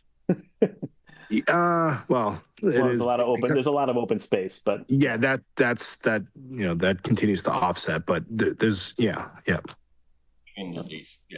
So, but with all of these, things that we're saying, and I know you've had your meetings to the general public, what do we need to do next to continue this discussion? What's the next step? So at least based on some of the kind of sticking points today, and I think we threw in a document of some guiding questions that at the next meeting we'd love to kind of focus in on, and that's again these transition zones, things like a minimum lot size. So what does how can we help this? We are going to wait till next time until we have a bigger board to discuss these, or you're just saying teeing it up, think about this for next time? I think teeing it up, think about this for next time, in some of these graphics, and we can reshoot all of this in an email. But right, and again, a major sticking point is trying to understand if this middle lot were to develop by itself in a mixed use capacity, if it could, is that viable? Is that okay as things phase in? And so, can I go back to something Guy said? It strikes me that if 99% of the folks in town don't have the time to understand everything that Andrew, and Olivia, and some of the members of the board, myself excluded, as the new guy. What Guy said is interesting. What if we de-scope the project to be just the north quadrant? What if we said consciously that the focal point is, let's do the easy thing first. Leave the other ones alone. I think that's somewhat viable to say this is the area of interest and we know can fit some mixed use intensity, and the parcels are of scale, at least between 20 and 8 acres each. I don't mind being told that the idea is stupid. That's fine. I'm just saying, rather than bite off are you better? We started there. Yeah, we started there, right? Did you? I had no idea. We were really kind of only focusing in and on this area because part of it was because of the RMLD equation. Between RMLD and access considerations, the South District is a bit more challenging. It strikes me that everyone who starts this conversation is doing exactly the same thing. They're going to go right to the weeds and go into the zoning and setback. You got to start high here and say, what's the plan for success? How do you pick something that is optimally positioned, that's executable, that's attractive, that has got the least impediments, and get something under your belt? And that's more important than even the zoning, right? And zoning only matters if people take it up. Isn't that kind of what we did with we had the smart growth and then business B or whatever? There were expanded two different discussions during town meeting of the downtown and then pulling that out. So you originally adopted it in 2008, got one project, expanded in 2017, saw a few more come in after that expansion. And that is a probably practical approach you could take here of let's start over in these parcels that we kind of know. And they have the access a little bit already. Right, some of the access is better. It avoids the better. nonsense with New Crossing Road. It avoids, I think you've got great inflow and outflow through Walker's Brook Drive. I suspect you've got more than enough water, but if you just took the upper left, you're showing two parcels there, just the upper left one. And let's call that the project. And we're not going to bother doing something else until this one latches. And if it doesn't latch, you don't have any right to talk about anything else. I like them both together, John, just because of the way they flow with the New Crossing coming down it. I think it does work like this. I think that's fine. Here's a question. Have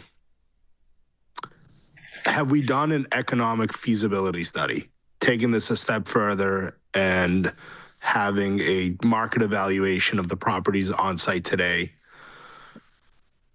and then looking at what the acquisition to development costs would be to see if what we're actually proposing would fly. You mean by fly that it's attractive to a third party looking at? Yeah. No, we had tried for a few grants and different requests locally to do that, none of which got advanced. How accurate Is that?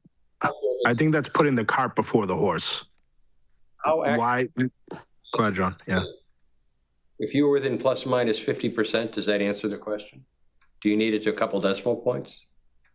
I'm trying to figure out how much money does it take to get an answer, and how accurate does the answer have to be?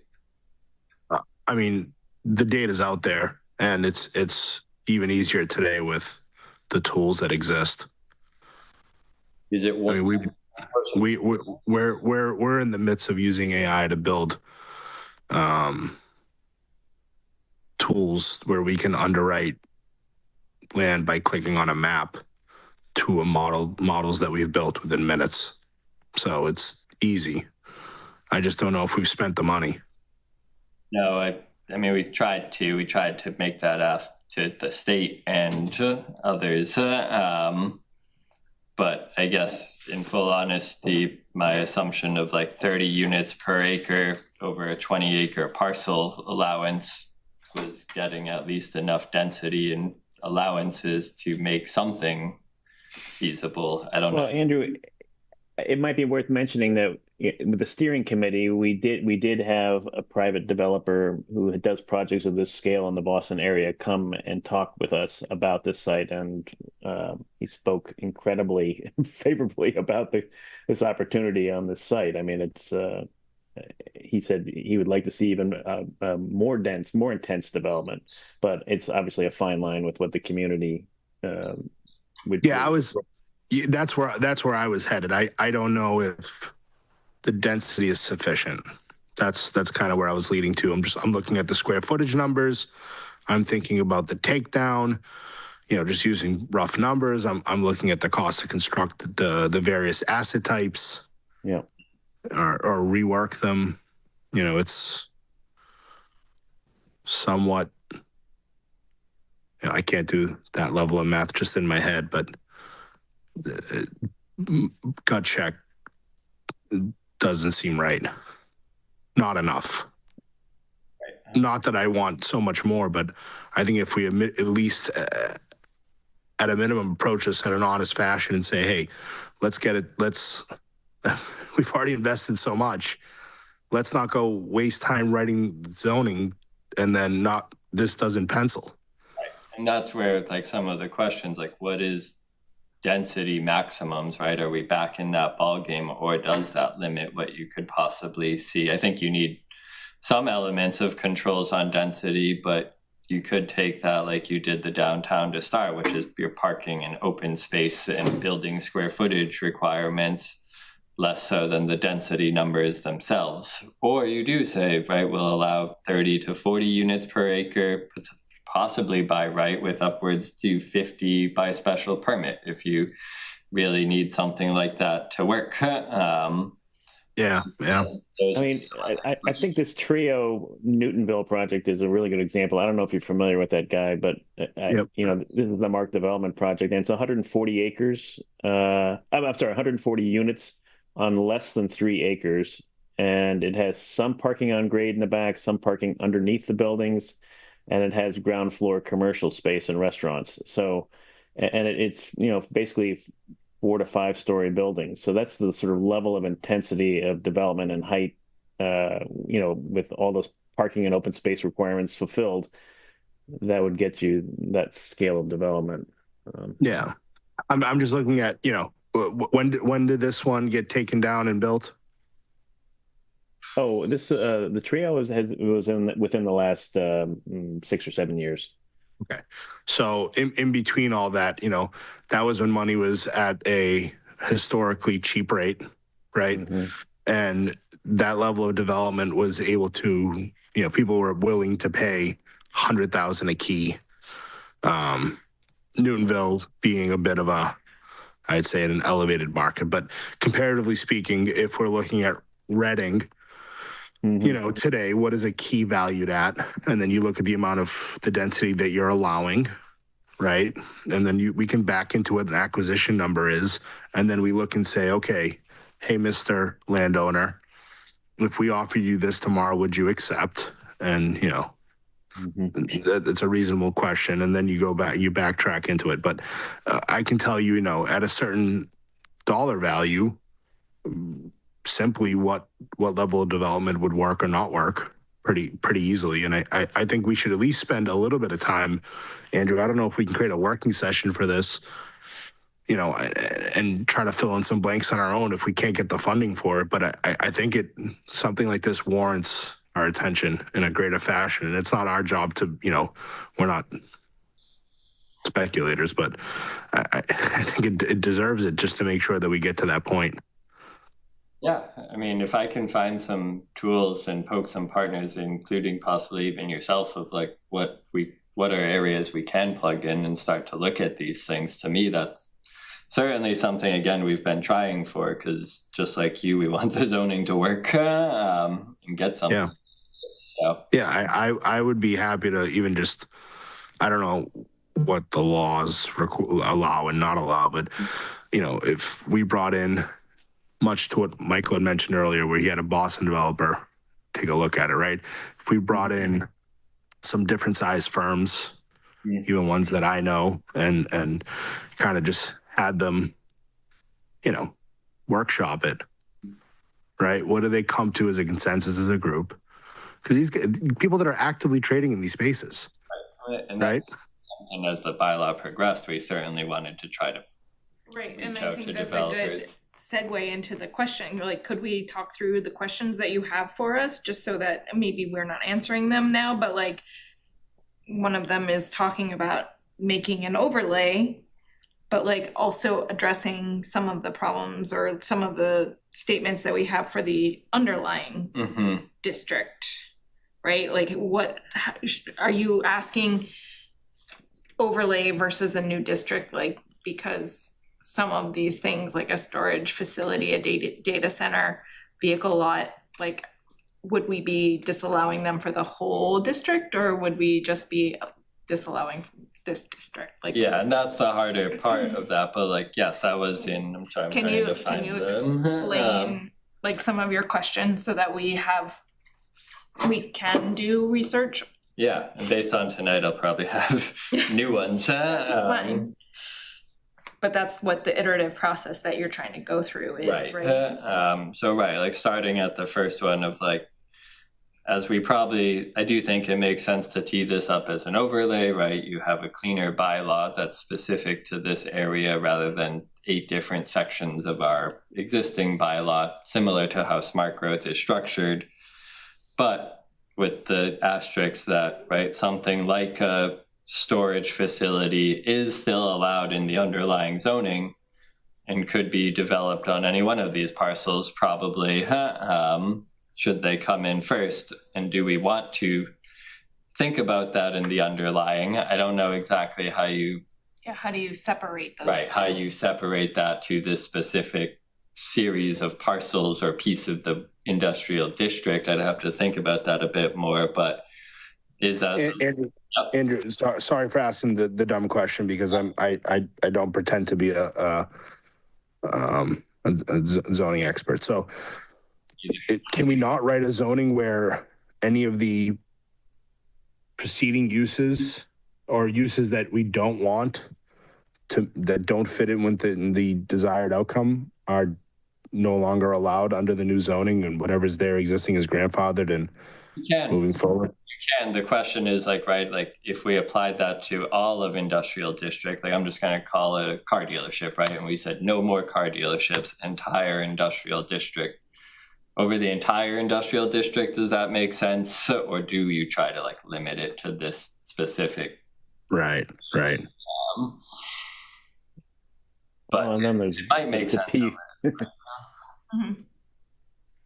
Yeah, no, I think you got to treat the area, but and that's kind of the challenge of the underlying, trying to address some of those things in the underlying, but it is possible, and I'm sure there's footnotes that we can like apply and things like that to consider. So starting to think about that, because like, right, you do want to promote, if you do continue on to promote mixed use and pedestrian oriented development and things of that inside the lots. Some of the following series of questions between 2, 3, and 4 were getting more at those like transitional areas and saying like, at least the way I had looked at it and drafted it was like, you can only build townhomes in these areas because we probably want higher and more intense uses on the further larger swaths in the district. And we want townhomes because that's a good typology, especially as it transitions to something like Bolton or Ash. Yeah, similar to what I did on Eat Lakeview. Exactly, something like that. And similar questions like, right, we've thrown out the concept between Olivia, Mike, and I of like, do we almost limit building footprints, or is that getting too nitpicky to say in that area you can only build a 50,000 square foot townhome and then another 50,000 square foot series of townhomes? Is that getting too nitpicky? Maybe not for the buffer zones. Right, maybe not for the buffer zones, which is the question. Because you need them to line up in a certain fashion to allow for egress, right? You can't. Right, they're probably not going to be all one building, but like, is there an upper limit to like a building length or so? Right. Not only that, but how do we decide that? Like, I just am imagining. That's where I rely on the architects. That's where like I've been at town meetings where it's like, no, we should have a 5-foot setback. No, we need a 0. Like. Well, that all comes back down to what's the vision for the quality of the streetscape, and you know, do you want to accommodate outdoor dining, and do you want to have a certain amount of transparency for the ground floor uses and all those things? Those are all things that are very commonly included in the design guidelines, and it's based on the vision for the district. So, right. Let's look at this real quick. I just got to wrap my head around this. And sorry, this is going to mistake part. This is 3 separate owners. Looking at the one quadrant that John wanted to focus in on, the northern quadrant. It's Danis, Market Basket, and Stop and Shop. So it's 3 separate owners. I would call, and Guy, I know you can't see my pen, but this little triangle is actually a 4th, but you have 1 lot, 2 lots. Oh, and you have Rite Aid too. And Walgreens. That little 4th, yep. Which that triangle is owned by the same owner as the Weston Sampson building. Okay. So you have 5 owners. 4 owners: Stop and Shop, General Way, and Danis, Walgreens, and that triangle. These both are Walgreens, yeah. That's one. The triangle right at the corner of that one. Yeah, that is a 4th owner. That's Weston Sampson. Yep. Okay. All right. I mean, that's not so daunting, right? That's not that bottom one is right, like agita in Italian. It's that's going to be very difficult to get that done. But that top one's a great start. Yeah. And part of that, I'll call it that south quadrant there on the north side, like part of the question is like, how do we start to treat New Crossing Road? Like, again, like Mike, if you want to hover 30 New Crossing there right in the middle, again, do you start to say like that alone at 1.5 acres right now meets our current minimum lot size that we just kind of put out there to maximize individual lots? If that was mixed use, and I'm not saying that in the short term it's viable or not, but if that was mixed use at 30 to 40 plus units an acre, getting it up to New Crossing for commercial frontage, is that how we want to treat New Crossing? Things like that. So you don't have parking in front of the building. Yeah. Yeah, that's a good point. So this is where, you know, this idea of street hierarchy could come in, and you've got these primary streets that are Walker's Brook and Main Street, and then there's sort of secondary streets of New Crossing and this extension off of Bolton here. But, and then you imagine that, if you're thinking about the whole north side being developed, there are going to be a series potentially of these internal streets and of different hierarchical importance because they're connecting to Walker's Brook or whatnot. But this is how you begin to say this is how buildings should be placed and cited related to walkable streetscapes. So anyway. Interesting. No, that's excellent. Yeah. Okay, well, I guess what we'll do is probably really only hone in right now in the short term on this northern side. Like, let's at least figure out some of those key puzzle pieces and put some questions and proposals out.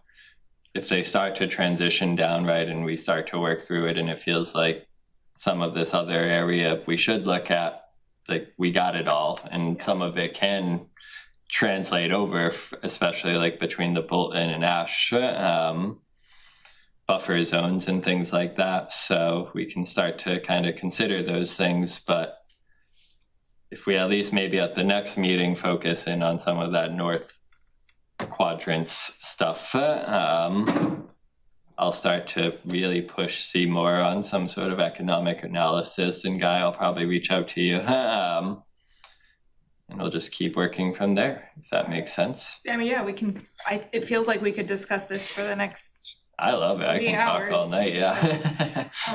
But Andrew, do you want to look at the schedule, or is that sort of thrown out now with the conversation here? Sorry, Mike.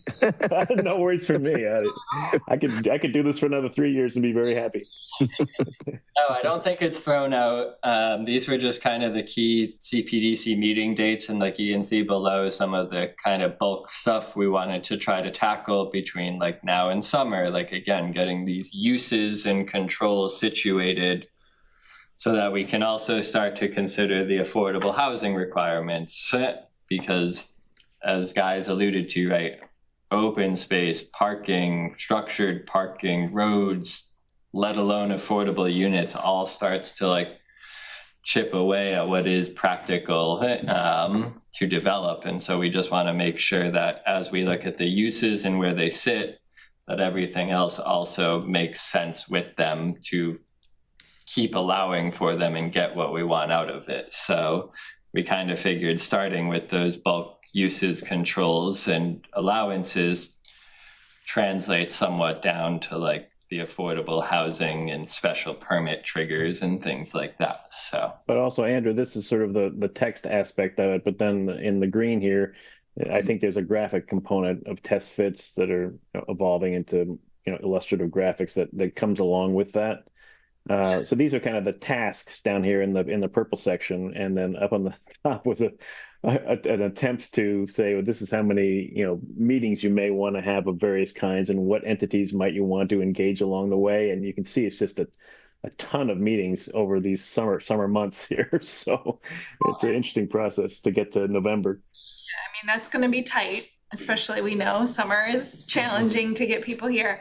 But something that I would like, when you're talking about the graphic and test fit, is like when you're saying we would have a building of X number of square feet in these zones, like I appreciate you started to pull some of those local examples. mm-hmm. If you can keep doing that, because it's like, it's so like, what does that mean? Like, Right. Is it a market basket? Is it a single family house? Like sometimes people don't have that scale right. built in. Right. So just keep that in mind, is like, So and is it ground floor square footage, or is it entire building square footage? Like, Right. Yeah. But And that's so it can be diagrams like this that are massing diagrams, but also helpful to see it as an actual precedent image of an existing development. right. And I think almost like, sometimes this also, we understand that it's a concept, but sometimes is it a concept of like what is going to come? That also, right. it like kind of sometimes stops the discussion. And that's the hard part about density. And we can build something like a chloropleth map of like, if you allow 30 or 40 units an acre, here's maximum units on paper up to that, right? If that's really feasible with parking and building other coverages and things, you know, TBD, but something like 55 unit Gould Street on 30,000 square feet is different than 55 units on 90,000 square feet like this district has. So that's where the density numbers get tricky to contextualize a little bit. Exactly. Okay. And the DU per acre, the dwelling units per acre changes dramatically as the sites get smaller. So, yeah. Anyway, a lot of stuff to digest. Okay. Thank you, Michael. Sure you want to That stop? was You sure? very- You sure? We got. Patience as we circle around, Yeah. round and round. Yeah, so what we'll do, I mean, we'll chat a little bit more on the staff side too, but we'll probably shoot another email to like kind of harp on some of these things and come up with some new thought-provoking questions too, and things we want to keep nailing down. So Sounds good. Sweet. Yeah. We don't need to vote on anything, right? Nope. All right. Nope. Mike, I appreciate it. Thank you. Okay. Thank you, Mike. Thanks for the conversation. That was a good one. Should have had it a year ago, but it was a good one. No. I tried twice. Okay, thanks, Guy. All right. I'll wait to hear back from you, Andrew, and we can circulate whatever needs to be circulated. So, Got it. all right, thank you. Bye. Okay.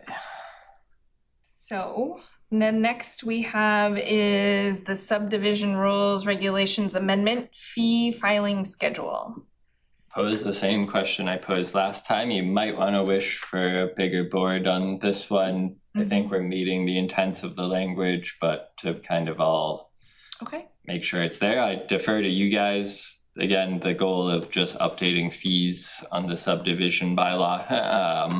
I think it's something that it should be moving forward, but I do agree that I think we need a bigger group to make sure that the language is correct. I am in agreement that we need to update those fees, but we can postpone that till next. Yeah, there's no real rush. This is administrative through you guys, so there's no town meeting deadlines to hit or anything like that. So I think we should put it as definitely something we need to pin down when we have more than 3 people. okay. But Because it is an open hearing, if you all agree, I just would need a vote to continue it. Because it is a public hearing. Motion to continue the public hearing regarding subdivision rules and regulation amendments. And that would be to April 13th. April 13th. Second. all right, Guy, Yes. Larry, yes. All right. Okay. Which one?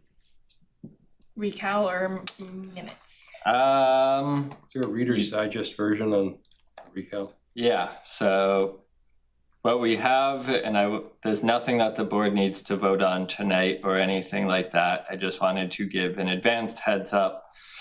So we had applied for a park grant, which is parks and renovations or similar, basically for recreation-based grants. We had applied for a park grant for the previously approved pickleball courts through the town meeting process. We were awarded a grant of $100,000 to come in FY27, which means July 1st. Nice. Good job. Yeah, thank you. But So we're working through like what that means for the construction schedule and things of that nature. What also comes with the requirement of the park grant, and we had written it to try to promote shared parking, and you have to dedicate the land to recreation in perpetuity, which is something town meeting will have to vote on. What land? The pickleball courts. They could never, ever be changed from their current. They can maintain as recreation in the future. You might find different recreational based uses. There might be like a state process to amend that, but it would stay in recreation use in perpetuity. So just as an oddball, you could convert it to a tennis court instead of pickleball. I don't know. basketball or whatever. Right. A playground. The other real sticking point with that, and we had wrote the grant to try to do shared parking and expressed all of the things the town is looking to do. The state is looking for, right, that dedicated parcel to have parking. And so what we have to do, and the town has to consider, is, right, putting the lot line, and you can take my note of move lot line, right? This is for the designers, but what we have to look to do is virtually to consider putting the lot line here over the. Oh, I see. Yeah. Because the state wants this parcel itself to have self-sufficient parking going into the future. So Is that sufficient parking?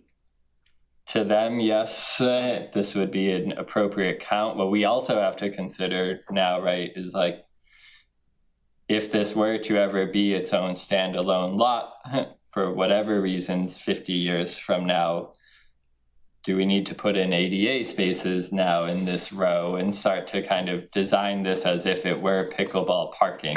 You know, that's insane, because we just went through a discussion with Burbank about making the best use of this common parking. Right. This actually runs completely opposite that. Right, so the whole intent, right, like we put the ADA parking space up here, working with Burbank, we've got some over here.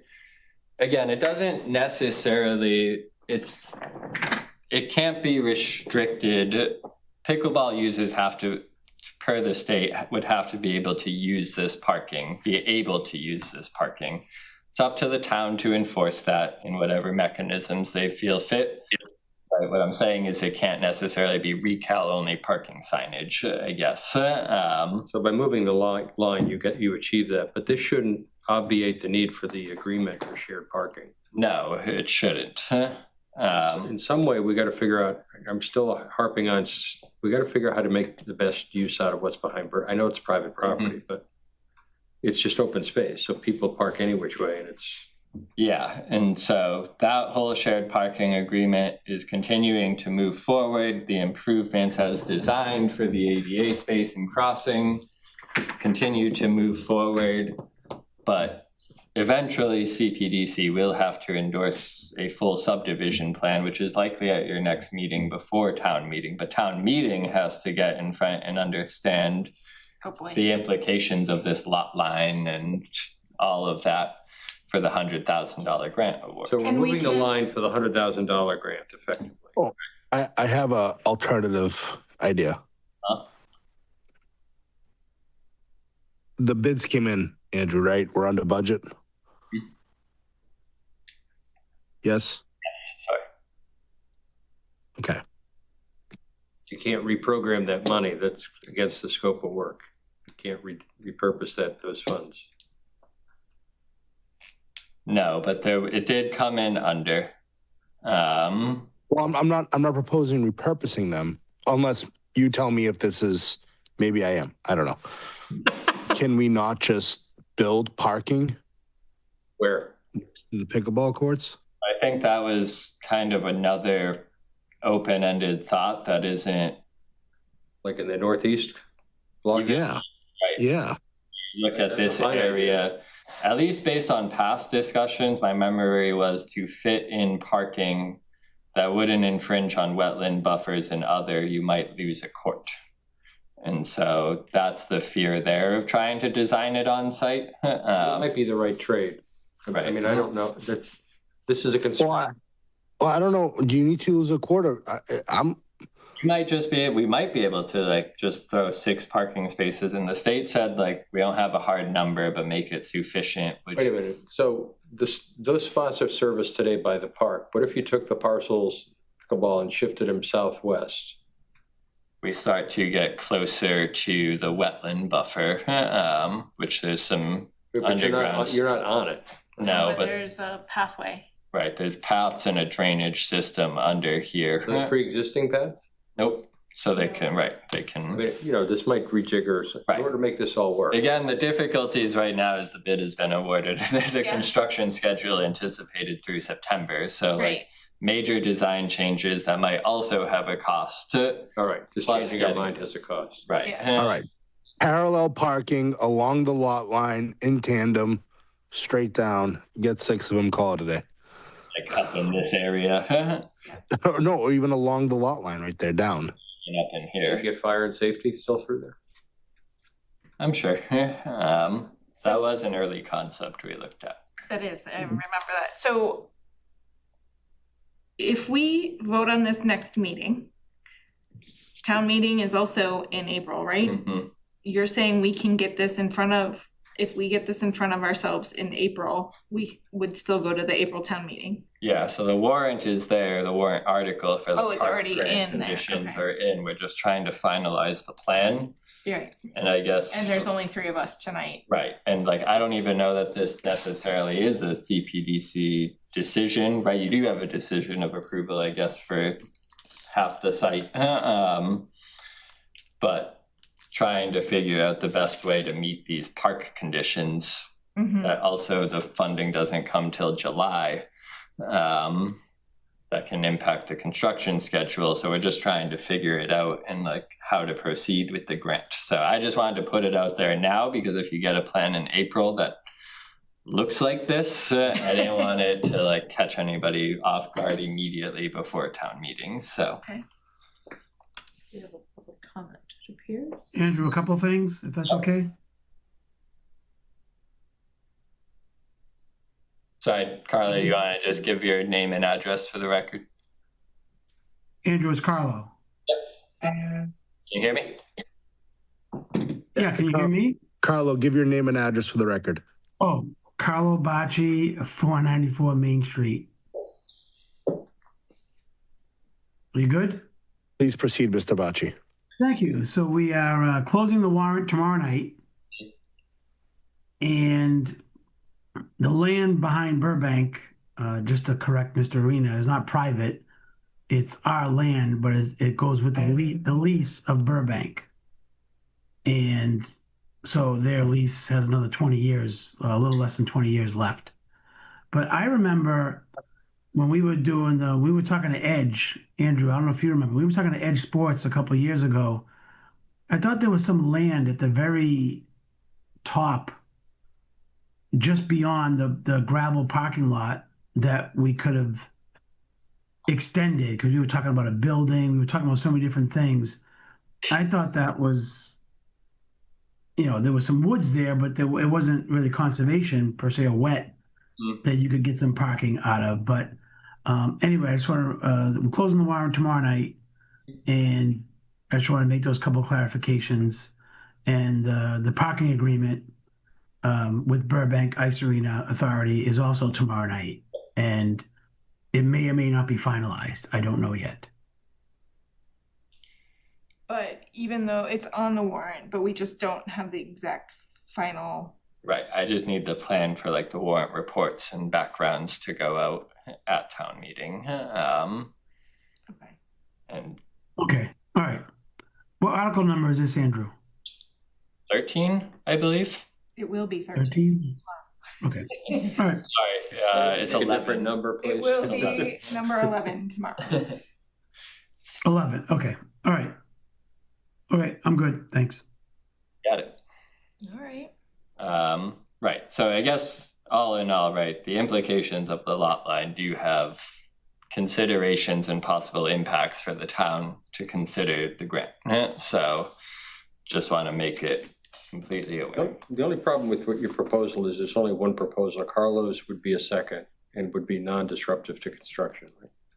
So the parking has to be on-site, dedicated on-site in perpetuity to But recreation. it could be to the south of that road line. It could be inline parking adjacent. Right, so that is something else to And consider. that wouldn't is touch the construction. It wouldn't change the lot line. It's kind of the least disruptive approach, and it's compliant. And then designer, the civil, this is like the civil has weighed in, and this is what.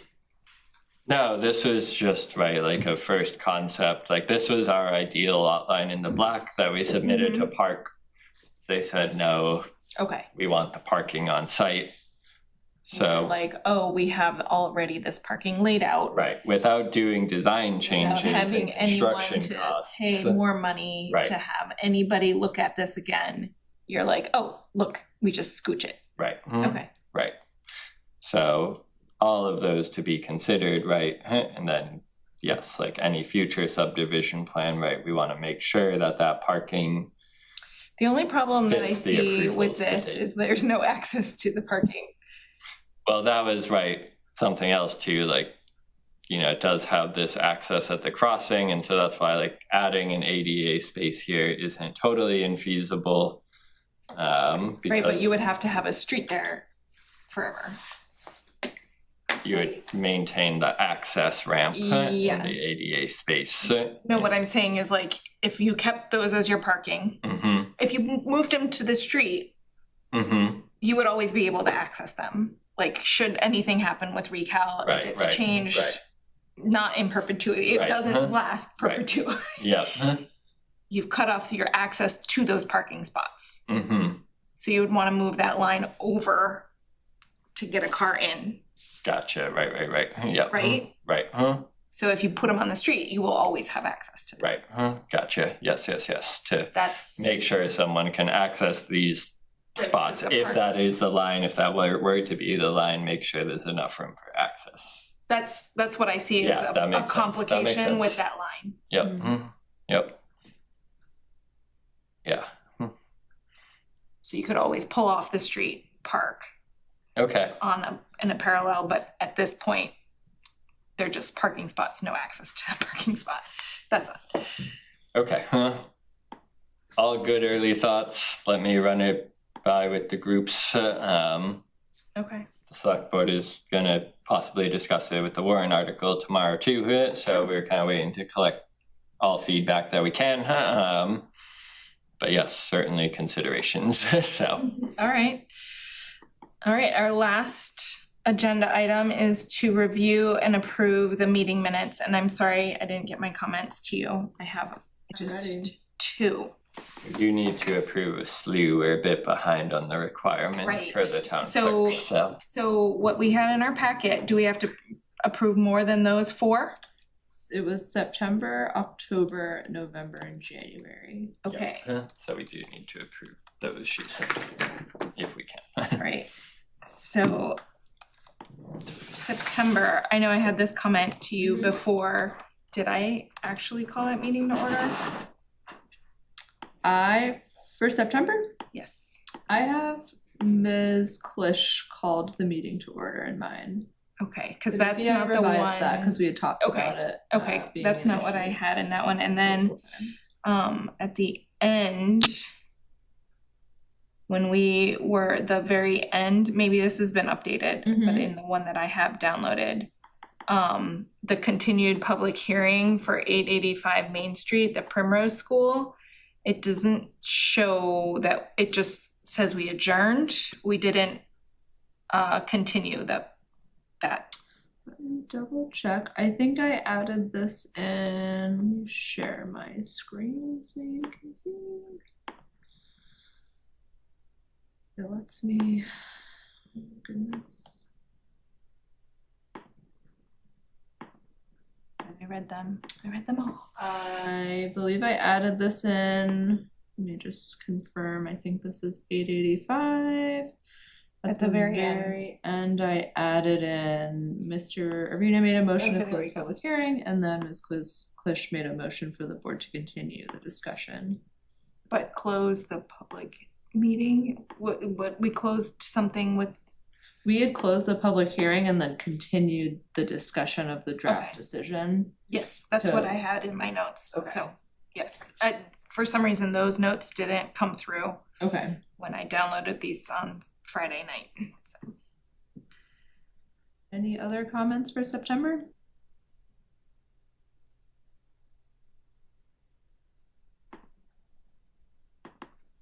None here.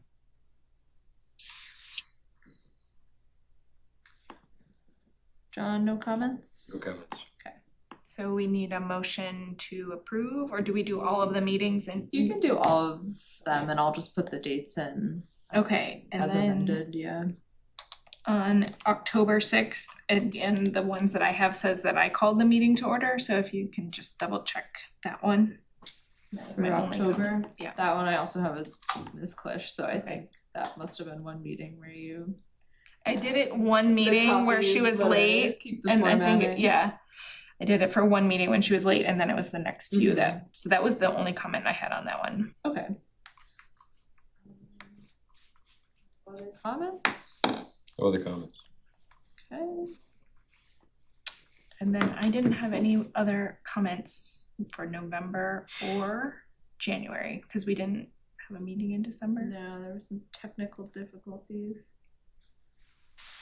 Okay, so no comments for November. Good. Although I wasn't present in the January one, so. Oh, okay, did I mark you as? No, it says I'm not present, I just didn't know if I read them through. Present. Great. So, no comments for January? None. All right. Yeah. So I will add, or if you want to do a motion to approve all minutes as amended, and I can put the dates in for each. Motion to approve the minutes from September 8th, October 6th, November 3rd, and January 12th as amended. Second guy? Second. Guy, would you like to vote? Yes. Hillary, yes. That was it. Motion to adjourn? Can I second that? I'll second it. Roll call, everybody? Yes. Yes. Thank you. Thank you, everyone. Have a